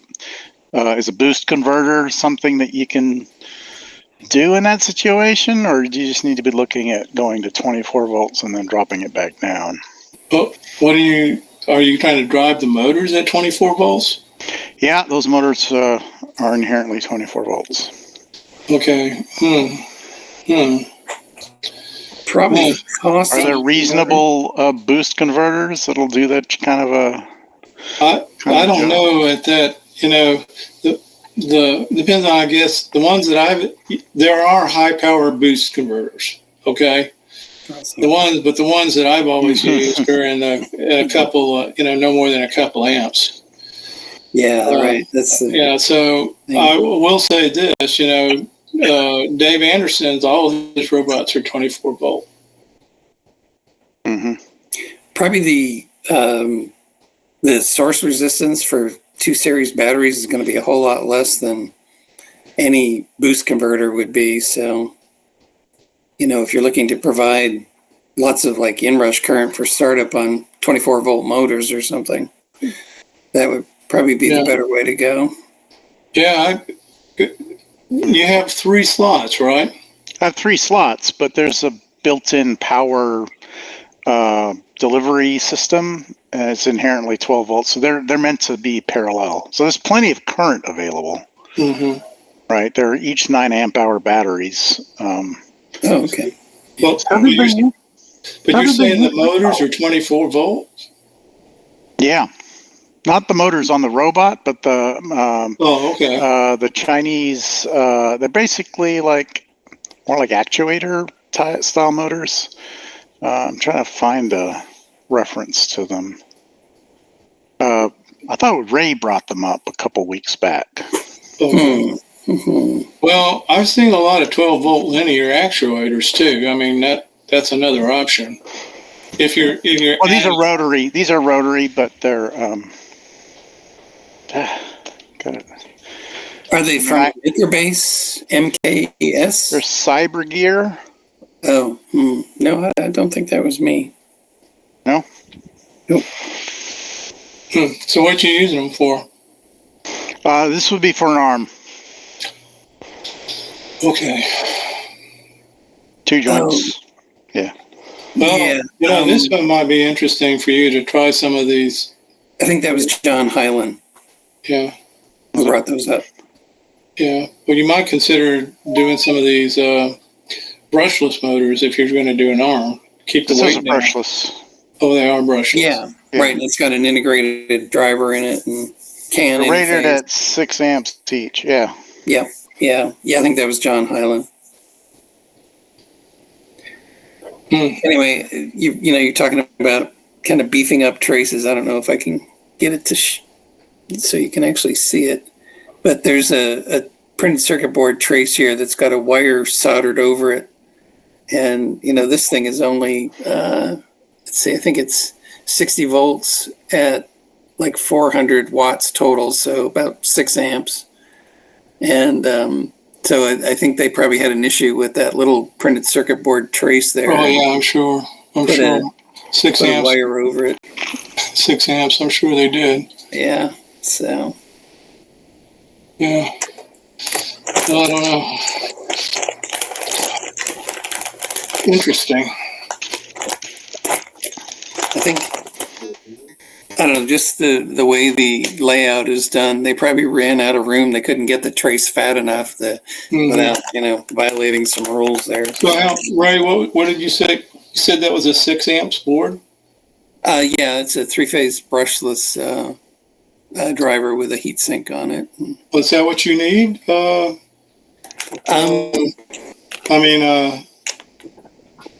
would think Kareem, is that what he needs? Yeah, he's showing it now. Yeah, that looks like the one John. I think he bought some that were. I'd right at $100 maybe. Mm-hmm. Yeah. Cool. An XT30 combined with little can port. Yeah. Yeah. What was it, like 12 Newton meters or something for torque? Yep. Yeah, 12. Yeah. You wouldn't want to arm wrestle with that rope. Stay out of the way. Yeah.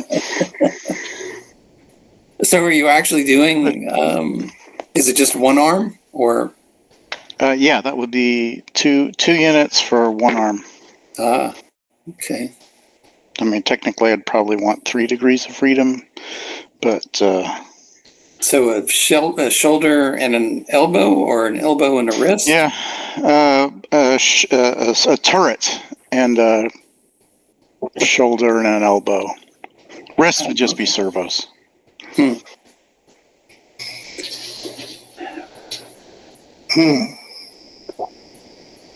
Sounds a little bit like overkill.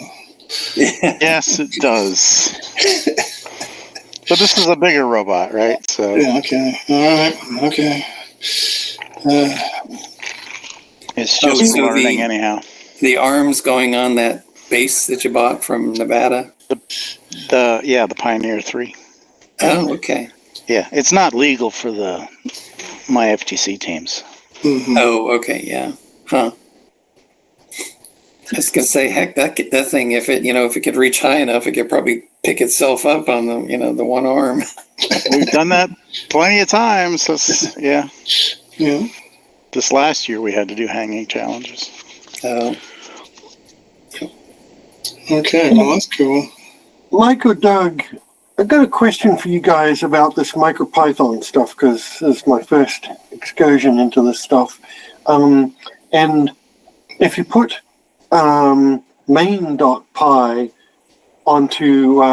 into the root directory, it starts executing that.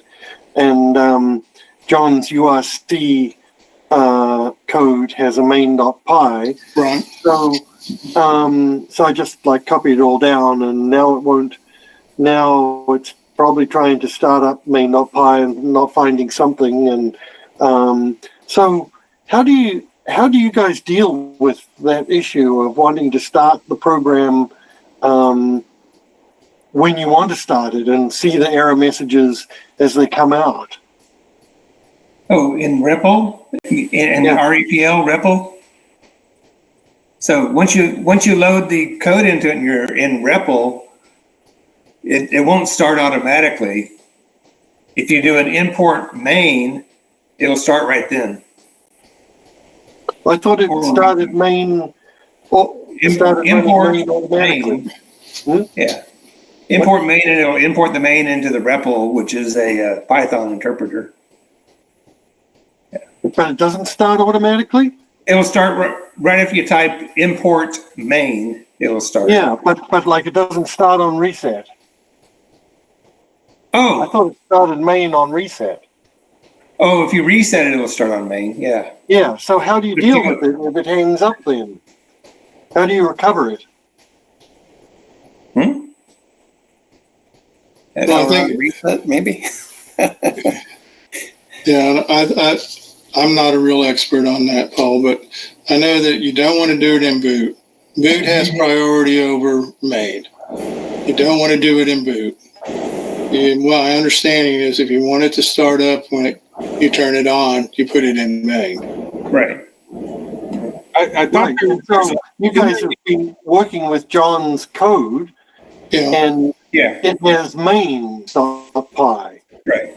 When I'm working with John's code, I rsync it, and then I type in REPL, goes to REPL mode, and then the terminal will give you can type in import main into the terminal, and you'll see all the messages coming out. Yeah. And then once it's all debugged, then it starts up at reset at boot, power up. Yeah. Well, is there a way to recover if it crashes, or no? You'll see the error message, and then go fix it and rsync it again and import. Oh, okay, yeah. So my problem is I rsynced all that stuff down, and now I did a reset, and now I think it's executing main and crashing. But don't do a reset. Just rsync it, and then when you're still in the R shell, type REPL REPL, and you'll get the interpreter. And then you type in import main, and then it'll start up and give you all the error messages. But then if you power cycle it, if you power cycle it, it's going to try and run that main. Right. But I thought you were just trying to do a debug session. Well, yeah, now I've hosed myself, right? Because for whatever reason it's not working. But I'm just wondering, you just told me don't run main, but it will run main if main exists, and it's sitting and it gets power cycled. Well, the procedure I do is I use the R shell program, and then I rsync all the files into the processor. Yeah, got it. And then I type in REPL. Yeah. And I get that, but what would happen? Huh? What would happen if you power cycled it at that point? Oh, it'll just start up at main. Yeah, just don't do that. Yeah, don't do that. Yeah. Okay.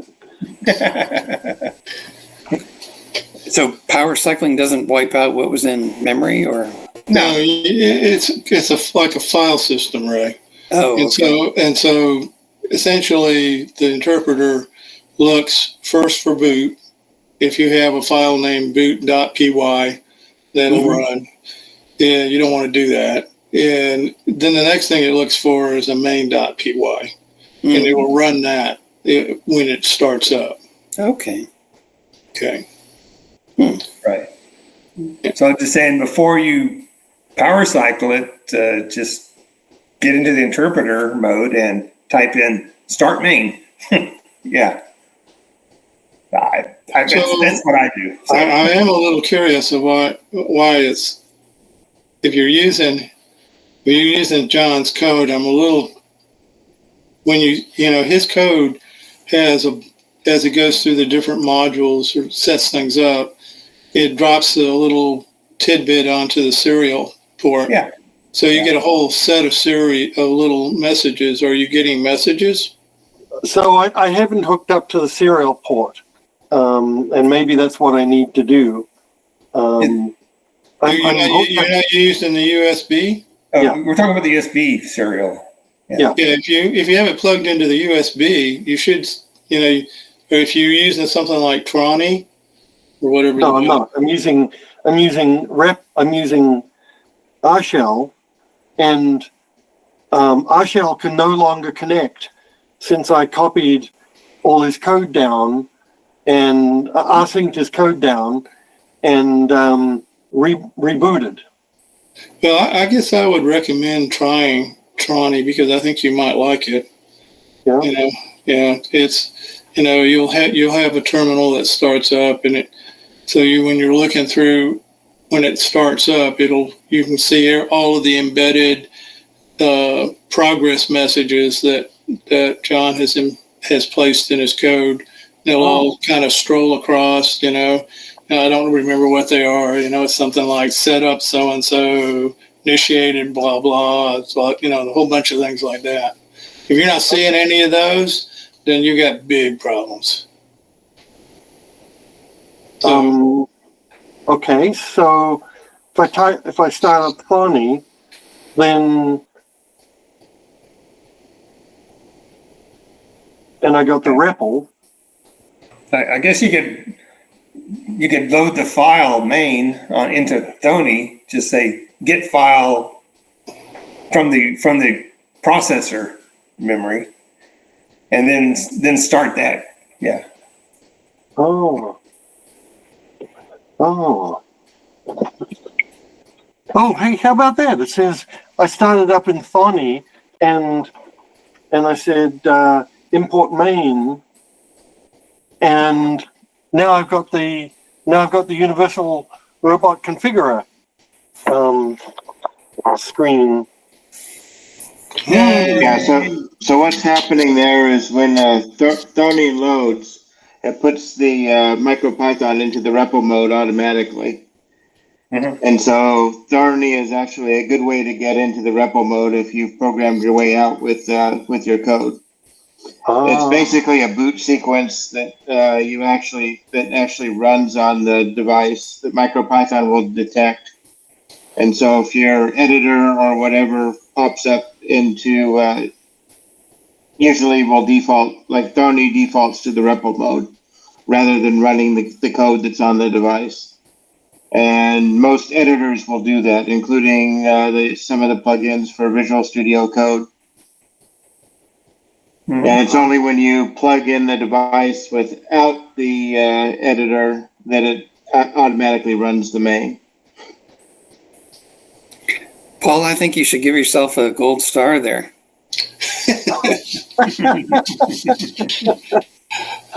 Well, this is kind of exciting. It's the first time I've actually seen this thing display anything. So cause for celebration right there. Cool. Hey. Thanks for the suggestion to go to Thony, guys. So is the problem really that it's starting up main, and whereas our shell relies on REPL raw to talk to the board, but REPL raw isn't available because main already started, but Thorny did a reset and got into REPL. Yep. Oh, cool. Okay. Well, guys. So say you're running your main code. Is there like a Control Z or some keyboard function that you can do to stop it and get back to REPL? A lot of programs obviously put that in. Oh, they do. Right. Okay. I mean, you know, that's something. Usually, it's a Q. You know. Oh, okay. Yeah. Like you hit Q, Control Q or something, and it'll turn it off, or a capital Q, or. Right. It'll look for that key input. Yeah. Okay. Yeah. Because you're usually looping. You know. Yep. Yeah. So it's a little bit of code at the bottom that looks for keyboard input. Yeah. Now I don't know if John did it. I can't recall. Yeah. It's all coming back to me now. Yeah, it's coming back. It kind of hurts, doesn't it? all of that knocking off all that crust off of those brain cells. You know. No, Salon Beyond karaoke. No. Okay. All right. Hey guys, I'm gonna have to call it quits. Okay. Adios. Hey, thanks, guys. Thanks for your help, guys. I'm on my way finally. Okay. Bye-bye. Bye. We'll see y'all. See you.